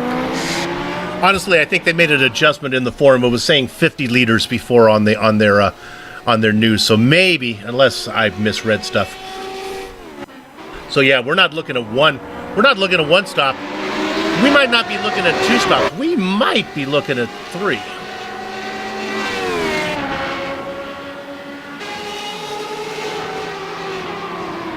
Okay, here's a commentator's nightmare. Jupe Willemsen is ahead of Fraser Williamson. That should be outlawed. Now, in between them is Paul Ilbrink. Let's get Ilbrink out of the way. This is putting a lap on these guys. Right. Ilbrink, currently your leader. Yoop under attack here, though, from Williamson. You know, he's Willemsen out front. Willemsen going around. That's the car of Ewens in the MX-5. He gets around him. And now here come Williamson behind. Williamson in the 191 machine. Willemsen in the 111 car. I think it'd be great if we had No more. forget it. I'm going to leave it alone. I'm doing fine. Williamson. I got it. I would appreciate it if they get this sorted out here soon enough, though, as they work their way through the chicane. I see Earl Nulm is off in his pit stop, guys. And that could be close enough. Man, I wonder. That's a lot of... I mean, I don't know how much you can save in the MX-5. I know it's a pretty small car, but... Ooh, that's funny that his I guess his fallback, the long pit stop, stop issue that he had, that might work in his favor. That's... The problem really... for Arrow is, we continue to look at this battle, is he's not going to be able to save fuel because he's trying to run down all the cars that are ahead of him right now. Willemsen pulls away a bit on Williamson. Ilbrink is in, guys. Ilbrink is off the track. The SR8 is in the pit. Coming down the lane now. Oh, in trouble. Oh! That was Willemsen. His nickname is Loop the Loop Loop the loop, Vilmenson. There it is. Frazier going to take some damage from that. Nowhere to go. Nope, nowhere to go at all. Frazier taking a pretty good hit on the right rear. Boy, I'll say. Maybe we can get an on board with this one because this is a tough one. Where do you go? It looks like Vilmenson is going to clear off track left. Then all of a sudden he swings back in front of you. The old rule of thumb is if you have a car spinning, aim for it because the time you get there, it won't be there. In this case, that would have been the way to go. All right, I've got to go to the right, but no. That's a tough break for Frazier. Ooh, Zach Hudson, guys, off the track with trouble in the grass, riding off the racing line right now in his Mazda. Not sure exactly what happened there, but he is definitely slowing off pace. It was a long time coming. He's been cutting. Is he out of fuel? Yeah. I think he's just out of fuel, Director. He's been off the racing line for the entire lap. Just cutting and actually cutting the course whenever possible. Maybe we can go on board and listen to what he's the car, and looks like at the hairpin the car is just dying. I don't think he's going to get there. I think it's petrol. And guys, while all that was going on, Tim Claessens goes back to the lead in the Radical SR8s. Back to the point here. He just completes another lap into Senna. He's got a clean Ilbrink after his pit stop. Look at this. Look at the battle. Ilbrink gets out in front of Fretwell. Here comes the blue car. Look at that dark car making the move on the inside. He's going to force it through the chicane. Too wide through here, boys? Nope, not going to be able to do too wide. Ilbrink has to take the shortcut. He'll get a slowdown penalty, but nevertheless, Paul's going to be happy to be in third. That's a pretty strong recovery after early trouble in the opening of this race. Got himself back to a podium spot. And if qualifying means anything, Ilbrink should be faster. Fretwell qualified 6th. Ilbrink is almost a half-second faster in qualifying, but what I've seen in race setup, Fretwell has fared well. Yes, indeed. You know, you see, didn't Ilbrink just took his pit stop, and these Radicals, they don't have tire warmers, so his tires might still be getting up to temp. Very, very good point. He's about a lap and a half into the stint. He should be close to up to speed here. This is going to be a good battle between these two right down to the end. An important battle, too, because right now Ilbrink is the bell cow for his team. And that Radicals team, let's see, where's his teammate at right now? Saw him back in, 13th. Danny Ratz is in 13th right now in class there in his Mazda. Looking over those team champions and seeing who might be in the best position. Oh, here he goes. Here goes Ilbrink. Yep.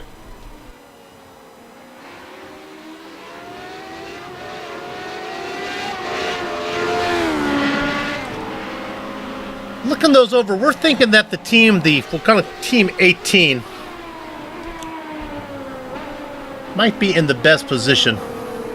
That would be Fretwell teamed up with Ryan Hellier. Hellier racing 6th in class, 7th in class. Fretwell 3rd. That final chicane seems to be a really popular passing zone. That's where Ilbrink was originally passed, and now Ilbrink able to capitalize on it and pass Fretwell. Now Fretwell's starting to close that gap. I think these prototypes with that big wing on the back, a lot of speed that can get carried in the draft. It's a prime passing position for these guys. Well, Fretwell's got his work cut out for him now as the Ilbrink was able to get by, and looks like he's starting to open things up just a little bit. Ilbrink is just, he's awful fast. Question is going to be, it looks to be a little over 19 laps left in this race. We're in just under 30 minutes to go. Is Ilbrink got enough time to catch Claessens? And right now, based on the last lap around, No, he's going to have to get faster, and I just don't know if that's possible.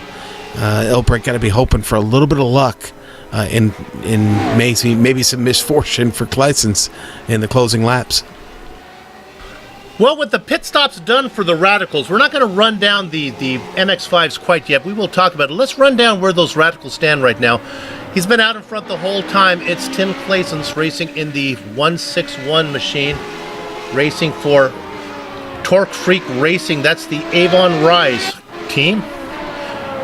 He's got about 33 seconds to Paul Ilbrink that we just saw making the pass on Matt Frepwell. Ilbrink racing for Radicals. Frepwell right behind, racing for Flying Pigs. I know we're supposed to say neutral, but got to pull for the Flying Pigs. Let's go back to the driver in fourth, in car number 121 for Legends Racing. That is Darren Seal. Seal with about just over 4 seconds on Bram Grenier. Racing for Torque Freak Racing, Blanchimont. Then it's about 27 seconds to Fraser Williamson. We saw him get a little bit of damage as he had to get around Williamson. That's Team Bushfink Racing. After Jupe's issues, Williamson and the 111 machine racing in seventh for Gathering of Tweakers. And finally, the last car still out there, Sasha Lamp in the 151 car, Torque Freak Racing, Arnage. All those Torque Freak guys that named their cars after corners in at Spa. Yes. Failed to mention the car that had to retire out of that class, Kiradine Bawafia. Yep. And that retirement. That retirement due to connection issues. So our fear about the Radical not holding up and maybe being a little delicate, well, I think those rumors were a bit over-exaggerated there, Sue. And, of course, Bawafia racing out of Algeria. Little trivia question for you, boys. The first Algerian to win a gold medal was in 1928. What sport did he win it in? There you go. This one, when I say, I'm going to give this one to our director, Joe Peak, with his athletic background. I expect him to get this one. Joe Peak says curling. I didn't know Joe had any curling experience. I don't know if... Oh, DeCrony has had an issue. Yes, he has. Boy. Loses it there in turn 8, the turn 8-9 chicane there. Just maybe. I don't think he got any contact at all. He comes back out. Yeah, I would agree. I think he's fine. He's maybe a love tap, just a little kiss. But that's going to bring Errol Num all that much closer to getting that spot.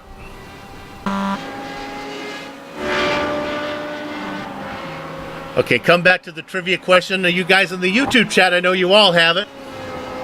Marathon. I thought Joe Peak with his cross-country background would have that one. So there you go.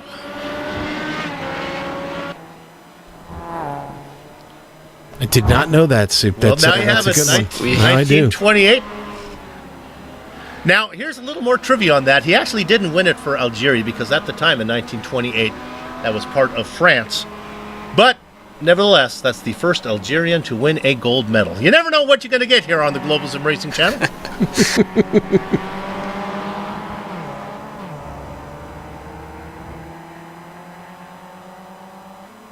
Aeronum, you can see he's closing the gap to Rick DeCrony after that mistake, and we know Aeronum is fast. He's been fast just with that one mistake. You know, this MX-5 field, we still have one more pit stop to go, but I think Schwenke obviously is your favorite probably to win at this point. Ladushkin will definitely be there if a mistake happens, as... Where's Ladushkin? He won't come up for me. Is anybody else? Yeah, he's in second right now. Huh. 54 seconds behind Schwenke, about 42 seconds ahead of Kanchan. Ladushkin. he has hit a couple things. It looks like just a little bit of damage. I know last pit stop as I watched, yes, he is definitely off pace. You know, sometimes it's so misleading when we see it in comparison to the Radicals, how slow the actual, the Ladushkin and the MX-5s might be, as we see here going by is Ilbrink. He looks to be holding pace with Kanchan, though, about 43 seconds up. Kanchan not able to close on him. Yeah, and he already used his quick repair. I noticed it on the last pit stop, so he'll be stuck with what he has right now. So, the Roland Estonian Aeronum up to 4th in class.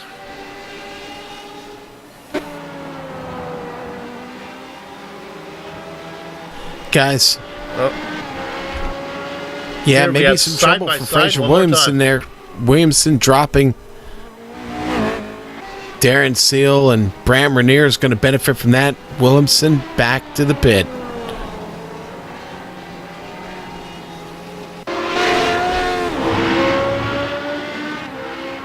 We're looking for it right now.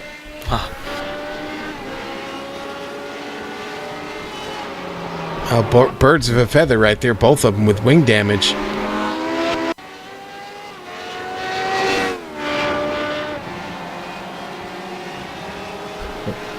Director thinks he has found it here.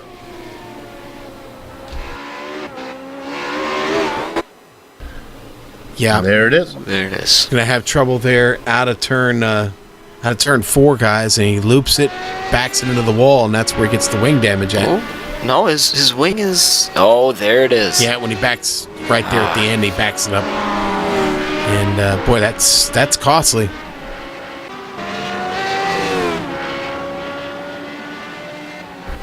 It's really gonna hurt that Bush 15. Let's go to 4th in the Radicals right now. The last lap, about 2 laps ago, Seal got into the back of one of the MX-5s. He's got some damage, and now, whoa, and there goes Renier. Bram was running him down. Yep, loses it off the top of that curb, Sue. My spidey senses were tingling. I just had a hunch.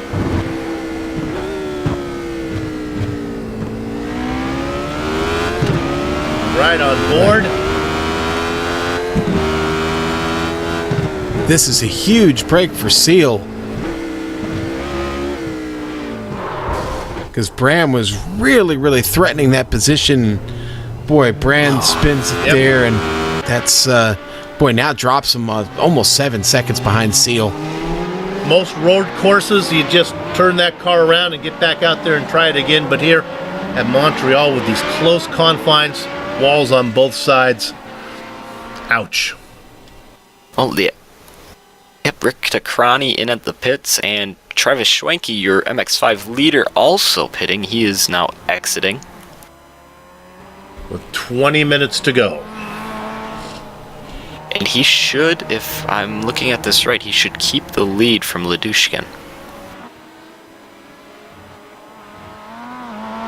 Is Ladushkin not still about to cross the line now? Schwenke will retain the lead.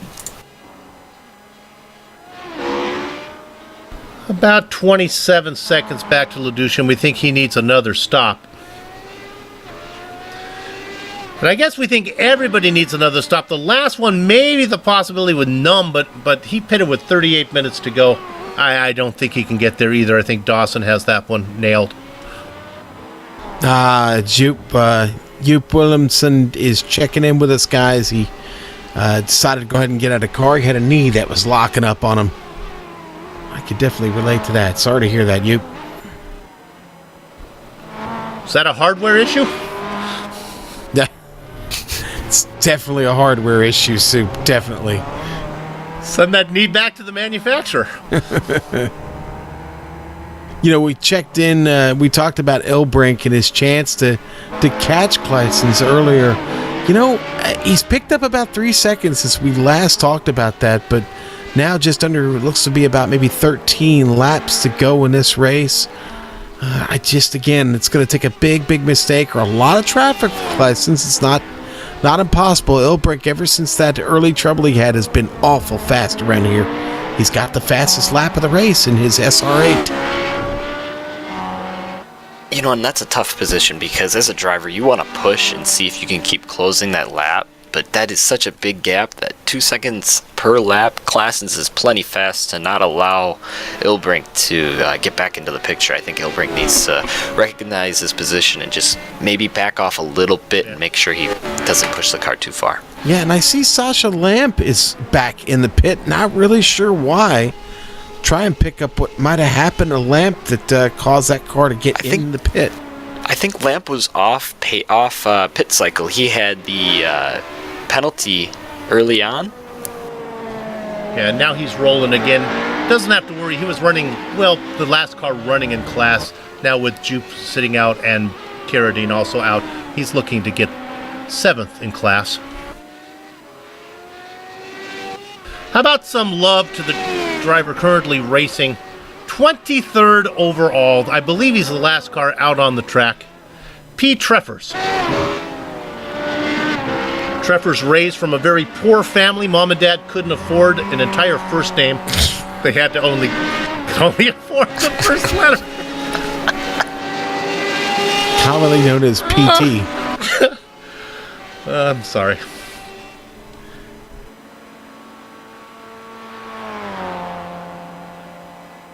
Love to see a guy out there putting it in. We see him. He's got about, quite a ways to get to Joe McDonald. Joe McDonald in the pits right now. Car going up on the jacks. A lot of cars coming in for the MX-5s. Here comes Aero Num.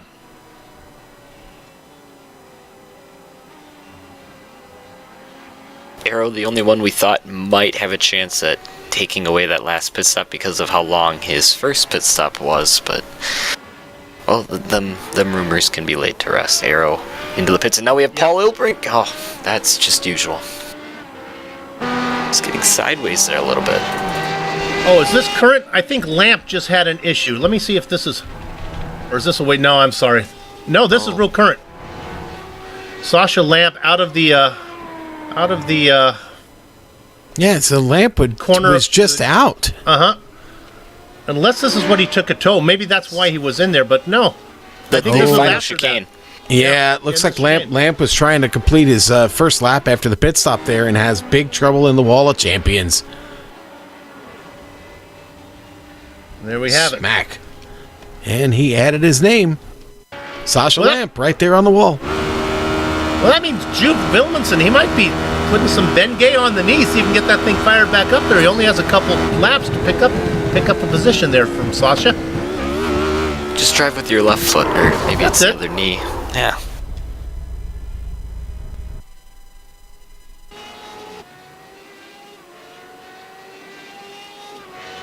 So with 50 minutes to go, have all the, I don't have my timing and scoring with all the gremlins I've had going on here.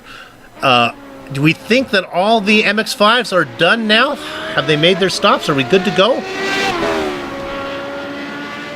Swenky, Ladushkan, I think are good to go from here. Yep. I'm not sure. Has Sonny taken a third pit stop? I don't know about him. I know Aero Nam has.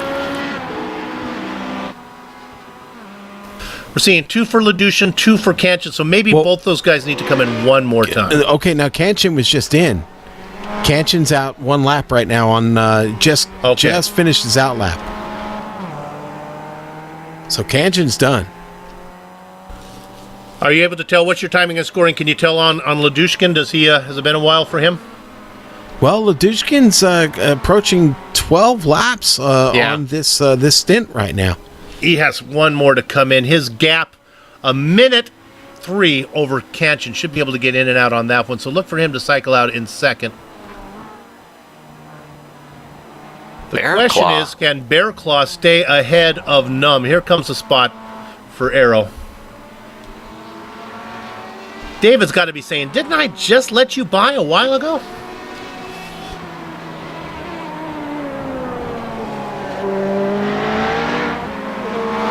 Num separated by the radical of Ilbrink. Ilbrink gets through.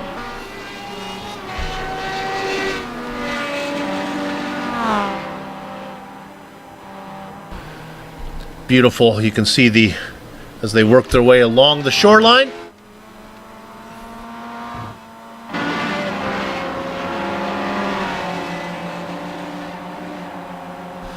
Num in third.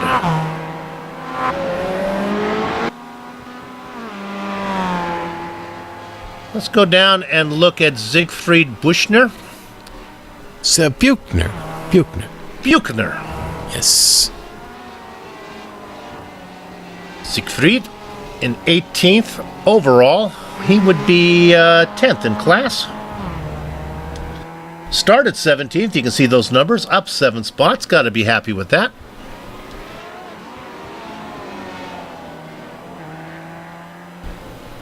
I believe my memory tells me that Siegfried is out of the Netherlands. I better check that to make sure.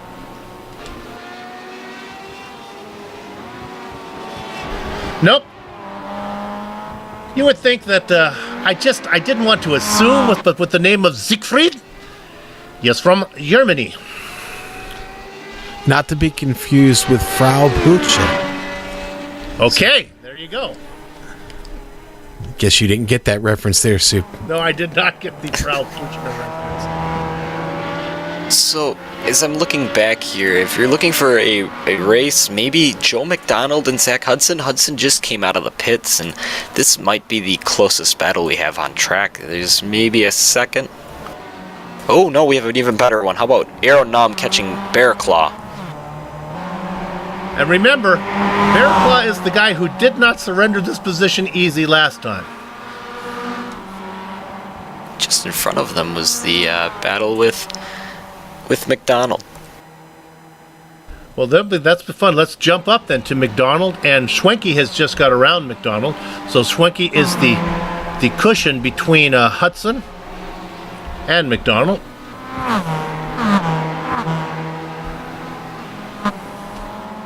Just a lot of MX-5s right here on this part of the track.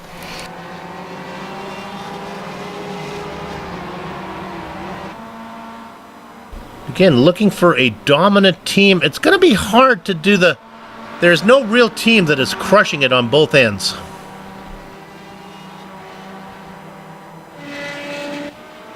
Yeah, it's been a 90-minute race. I really thought there would be one team that would emerge, right, as like you just said, crushing it. And boy, you look through the field, and right now that's just not the case. I still Honestly, think this team of David Bearclaw might have a shot at it. They both sit inside the top 5 for both of their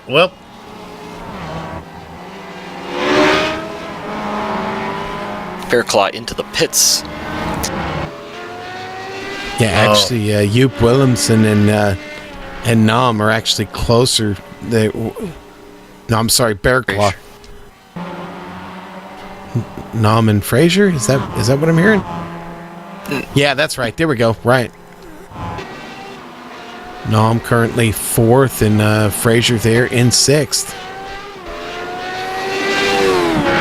Oh, Boy, Fraser. lovely. Just jinx him. he's already got a bent up wing. If you watch, Fraser Rick Tacrani spun that. We'll get to that after. Look at this trip through the chicane. This is comes through left and a little wiggle. Yeah, just a bit. Maybe back to the accelerator a little bit too quick there.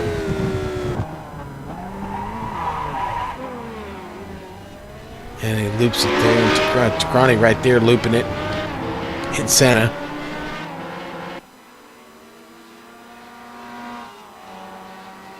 no real battles in the Radicals now, as those are pretty much settled down. Travis Schwenke leading by a minute 20 over the Russian driver of Nikolay Ludushkin. About 20 seconds on Kanchan. 20 seconds with 8 minutes to go. I don't think he's going to be able to get there. Numb now with Bear Claw making that stop. That's about 40-second cushion back to David. And in the team championship, we're liking Bushfink Racing.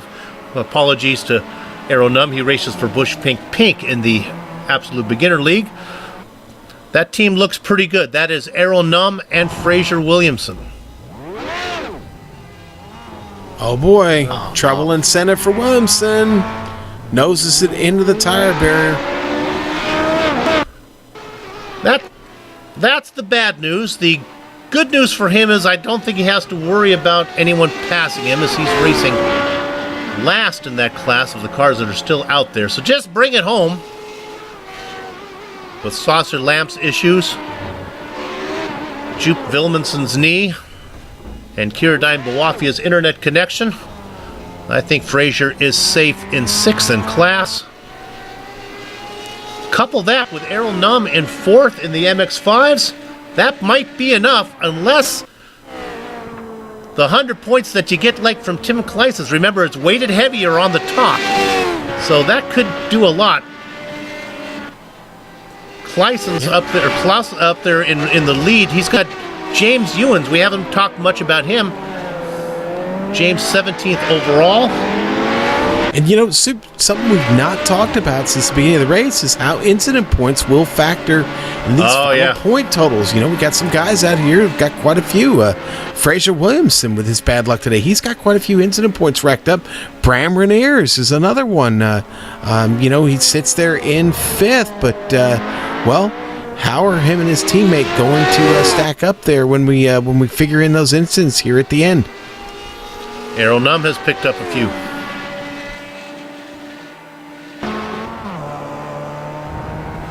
Six minutes of racing to go. The commentators union makes us put the cameras on the leader every once in a while. Can we look at our leader right now in the 161 machine? Viewers, remember him as he works his way around Ryan Heller? That is your leader, Tim Clausen.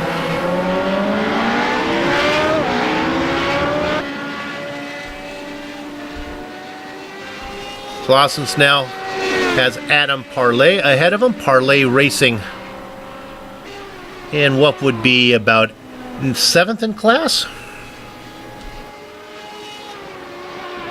Yeah, we just had our first MX-5 get by the tail end of the Radical field. It's Schwenke gonna go a lap ahead of Williamson, and now looking to pass Sacha Lamp here before this race is over. Let's go ahead and look at Schwenke. We're on him right now. He's coming up to put a real lap on Zach Hudson.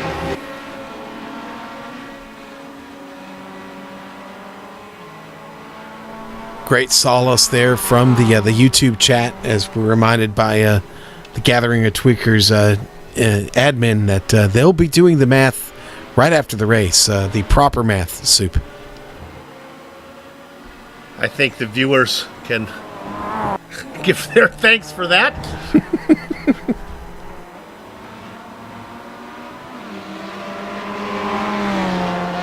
As we see now, let's watch Schwenke making the move on the banana-flavored car of Hudson. Okay. It's green. I give up. It's okay, Soup. It's all right. Forbidden to use colors at all.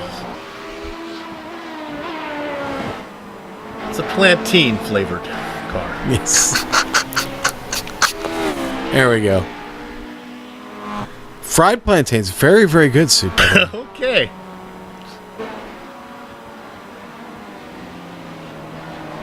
My goodness. How about... Yes? I was just going to say, is there anything bad that's fried? You add fried to it, it's automatically better, right? Even ice fried cream. Mushrooms. Yes. Ooh. Travis Schwenke ahead by 1 minute and 24 seconds. Travis races out of the great state of Ohio. Our director supports that.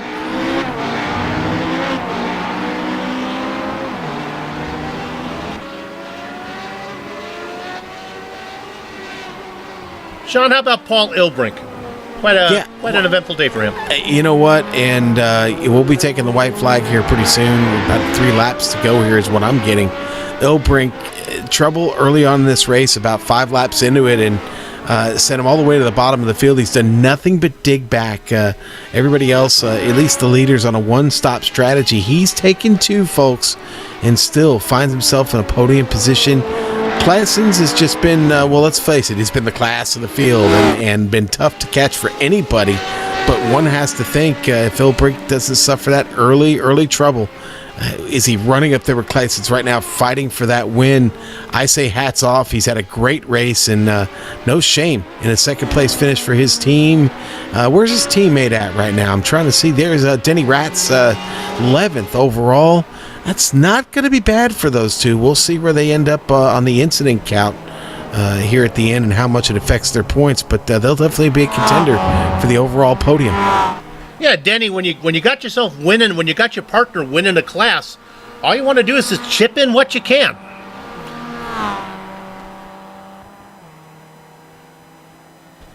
I like this new guy. Of course, we have Sonny Canchin, who had his issues. He's got now 11 seconds between him and Errol Num. About 12 seconds to get up to Nikolai Ludushkin. Nikolai's a name I haven't called a race with Nikolai before. Clearly a good driver. Yeah, impressive indeed, Soup. I agree. Yeah. Let's invite him to another GSRC broadcast. Go ahead to GlobalSimRacingChannel.com. Look for future broadcasts there. Nikolai, come and find us, as we have 1:30 left in this one. All right, we have a shakeup right now. This could actually be a big thing in the points. Ryan Hellier is going to be pitting. I'm assuming he doesn't have enough gas. No. And with Matt Fretwell, his teammate, we thought maybe they'd be sitting in an okay position to gain up some points. Hellier was... Yeah, David Bearclaw coming in there too, Dawson. Oh no, this is another stop for Bearclaw. That's bad news for the Flying Pigs. Oh, our leader, Tim Classen's coming through the white flag right now.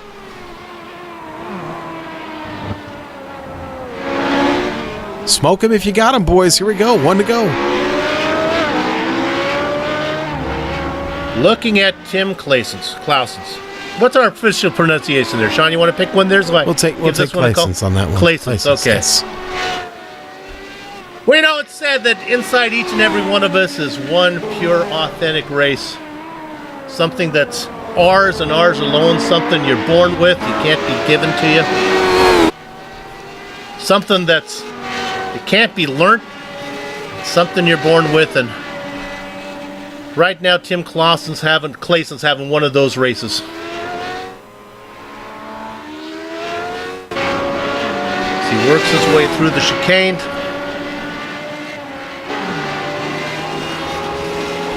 Tim Clausen has had it his way as he heads down into the hairpin for the final time. Couple lap cars in front of him. Oh, Clausen's, just to make it interesting, spins it out of the hairpin. 32 seconds. Okay. he's got enough of a gap. He's gonna be all right. So much for that one pure, authentic race. God, you give the guy credit a little bit early. He built up the insurance, and he might as well use it. Well, with that said, he still has one corner to do here. Whoop, whoop. If he can keep the car going straight. The Gathering of Tweakers. Canadian Team Challenge. The Radical class goes to Tim Clausens.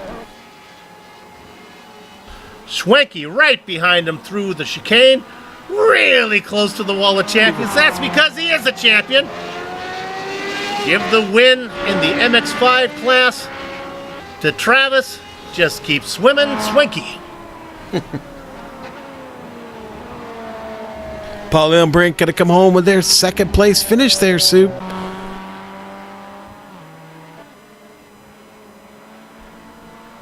It's going to be a while till Nikolai Ludushkin gets all the way around here as he's racing in second. We'll let these guys finish out their lap.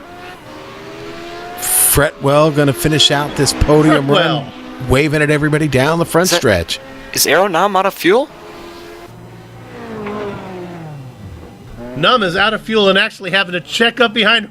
Fraser Williamson is going to get behind him. Williamson checking on him. That's Rick Joe DeCrony, that'd be McDonald trying to figure out what's position. going on. Rick DeCrony could get a position here, but it looks like he's gonna. Same with is that.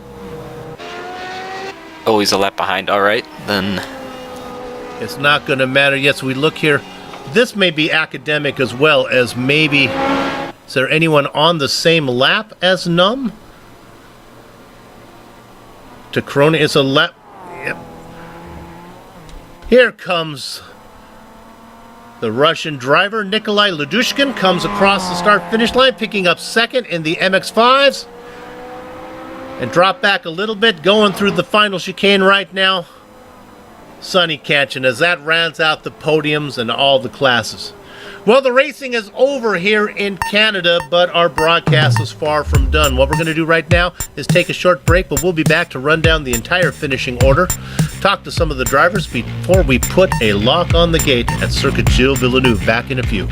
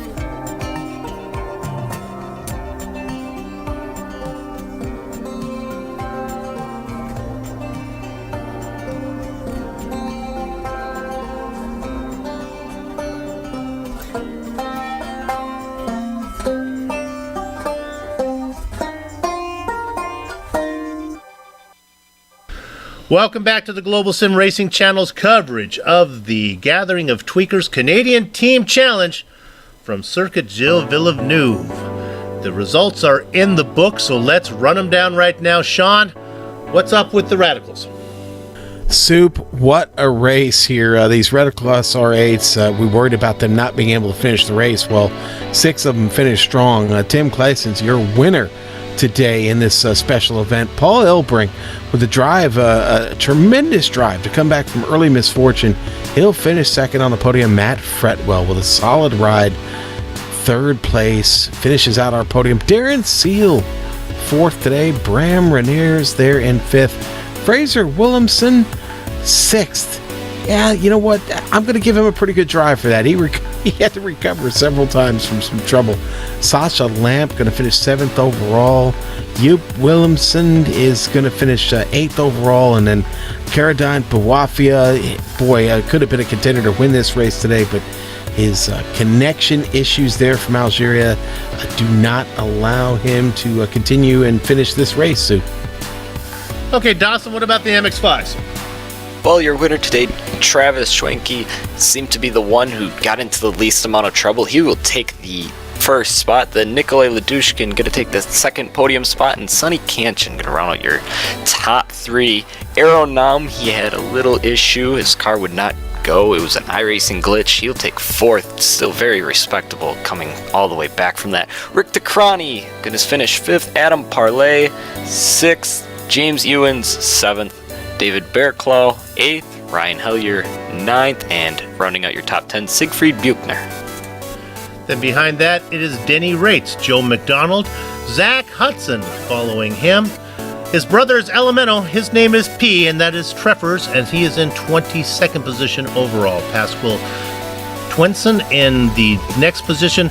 Jeroen Urson, Nick Carty, Dries Nice rounds out your MX-5s. Let's go to our interviews now.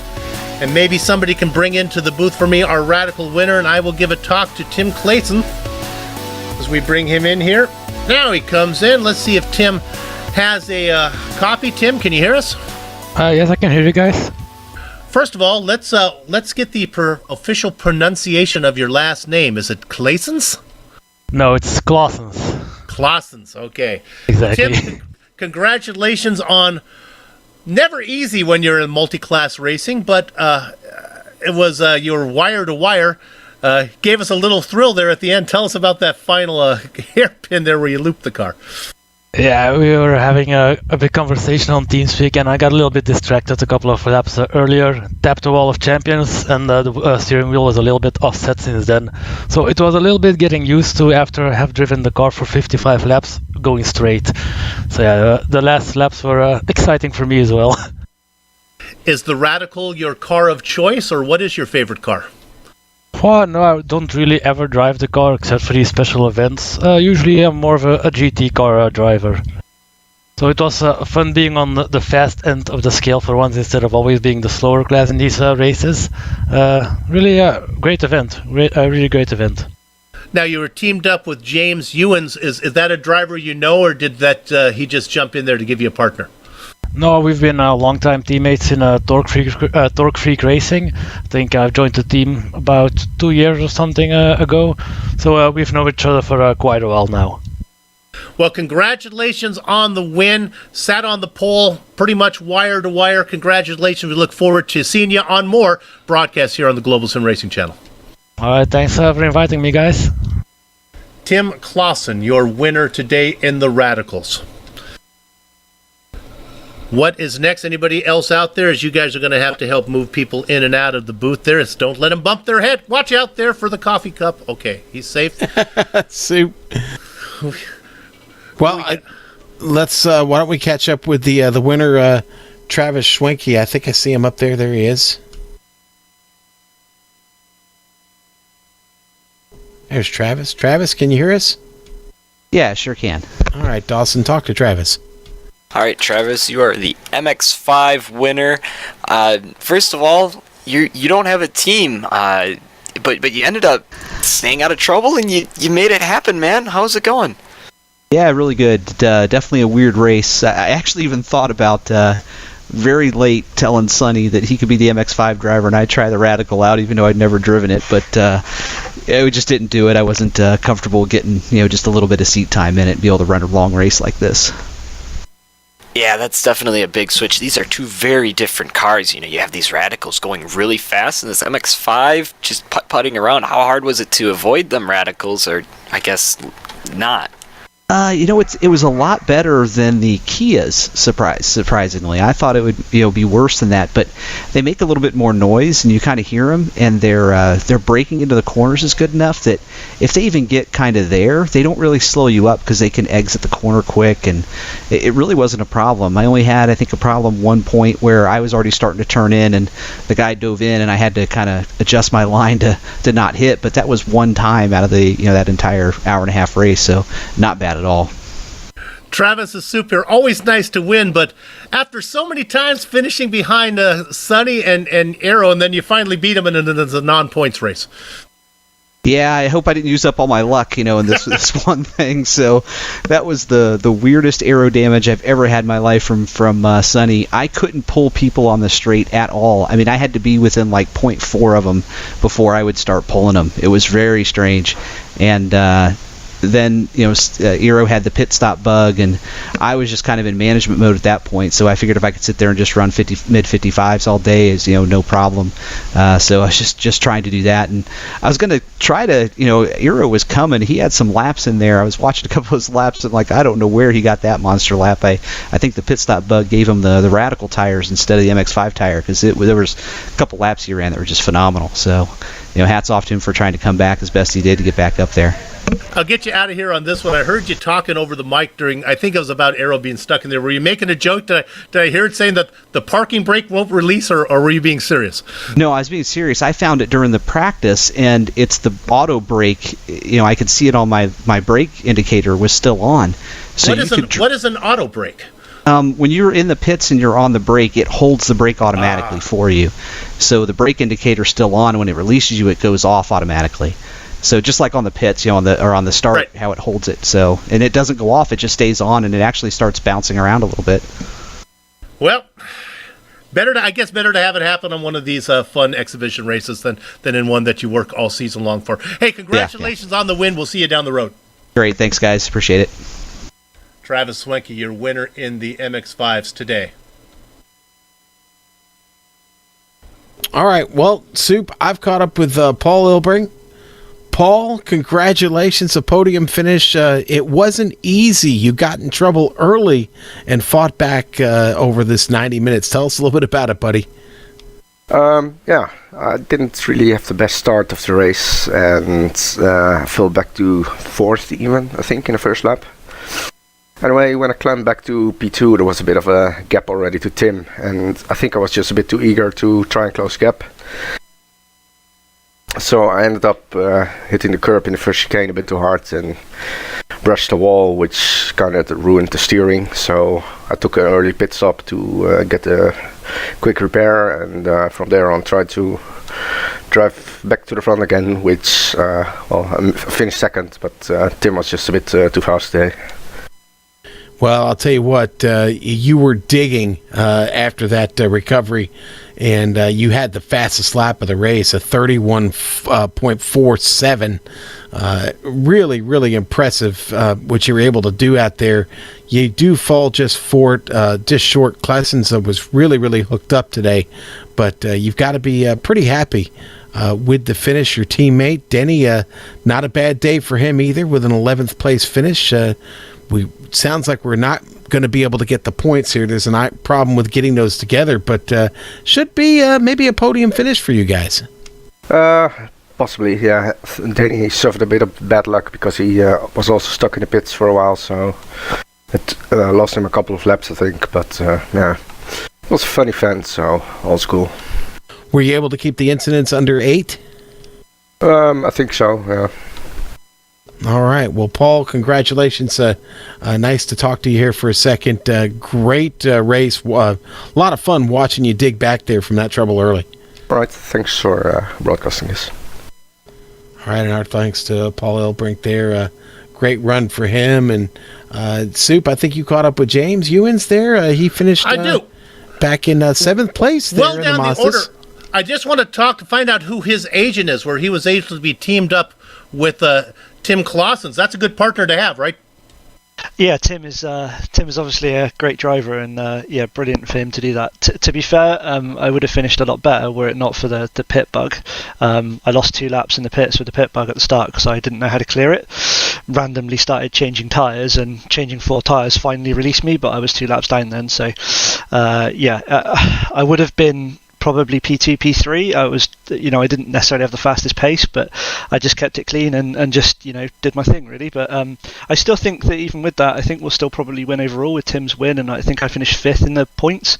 So I think we'll probably still win overall, but we'll see. Yeah, that's why we brought you in, to get the team concept of it. And of course, we talked to your partner. You guys know each other. You have raced together. Where have you guys raced in? Obviously, in these races, what cars do you usually race? So same as Tim, really. We're kind of Talk Freak Racing's predominantly a GT team. Yeah, we run a HPD and a C7 right. in some of the other series, but predominantly we're a GT team. So usually you'll find us in GT3s or GTE cars. Is there an argument over which GT3 car you guys are going to run? GT3, no. We generally run the Merc. We're all pretty happy with that. But GTE is a whole different kettle of fish. Right. You never know. Hey, well, congratulations for putting in the miles today. 90 minutes, a couple laps down. That's never fun, but that's what you got to do. Exactly, yeah. Thanks for the broadcast, guys. Really appreciate it. And thanks to GOT for putting this event on. It's brilliant that they do this at the end of the season. So, yeah, really big weekend for Talk Freak as well. We've got a massive announcement during the Neo race tomorrow. So, yeah, really, really cool weekend for us. But thanks a lot, guys. You don't want to make that massive announcement here? You're free to do so, James, if you want. I feel I'm under pressure from my team not to do that, so I'll probably get told off if I did. But we have a big announcement coming tomorrow. I can tell you what it's about. We've secured some sponsorship for the team, so we've got some sponsors coming on board to help with some of the running costs of the team. So that'll all be announced tomorrow during the Neo race. Obviously, a massive event for it. So yeah. All right. Well, that's James Ewan. Thanks. That's good news. Soup, we got time for one more. All right, who you got? Well, it's Matt. We've caught up with Matt here. Matt Fretwell. Matt, great race, buddy. Oh, thank you very much. Matt, it's a little bit of work out there. Tell us what it's like getting through the Mazda traffic there in that Radical. The speed difference is like incredible. you approach a Mazda probably 5 seconds back and you will have him before the next corner. It's ridiculous, but it's great fun. So, and you managed to stay out of trouble. It was a pretty trouble-free race for you. There was definitely trouble to be had out there. What's one of the real big challenges at Montreal in the Radical? For me, I found the curbs to be an absolute nightmare. I don't know if it's something wrong with my setup or what, but I couldn't touch the curbs because otherwise I'd hit the barriers. Almost clipped the Wall of Champions quite a few times, actually, so I had to stay away from those. It's not your setup, it's the Radical, so I can assure you that. Oh, yeah. Yeah. Well, listen, great strategy played out today, and a finish there on the podium. You've got to be really satisfied with that, and hopefully going to be a decent day for the team. Unfortunately, it does not look like we're going to have those points before we wrap up here today, but we'll have to check back in on them. But pretty happy walking away from this? Oh, very happy. Didn't expect a podium, to be honest, so thank you guys very much for streaming it. Thanks for everyone, GOT, setting it up. Really appreciate it.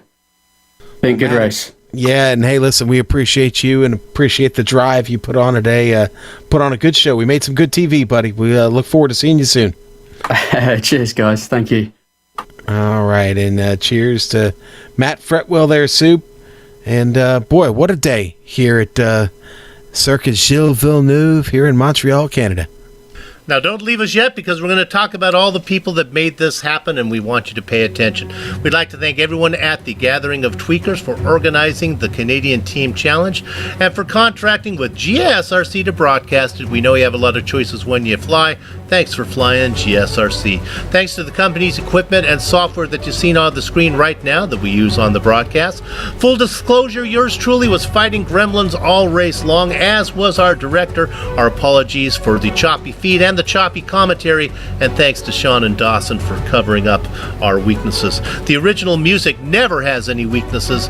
It makes every GSRC broadcast unique in flavor and feel, and that is thanks to Eric Eckhom and Casey Lalonde. See the screen for how to contact each of them. For more information about GSRC, including past and future broadcasts, your best bet is GlobalSimRacingChannel.com. We're also on Twitter at GSR Channel and Facebook at Global Sim Racing Channel. Finally, on behalf of my booth pals, Sean Crackers Ambrose and Never Say Die Dawson Brock, our director Joe Peak, and our camera artist Dougie Beard, I'd like to thank all of you for watching. With that said, we're off to have fun storming the castle. So until next time, race clean, race hard, and we'll see you on the track.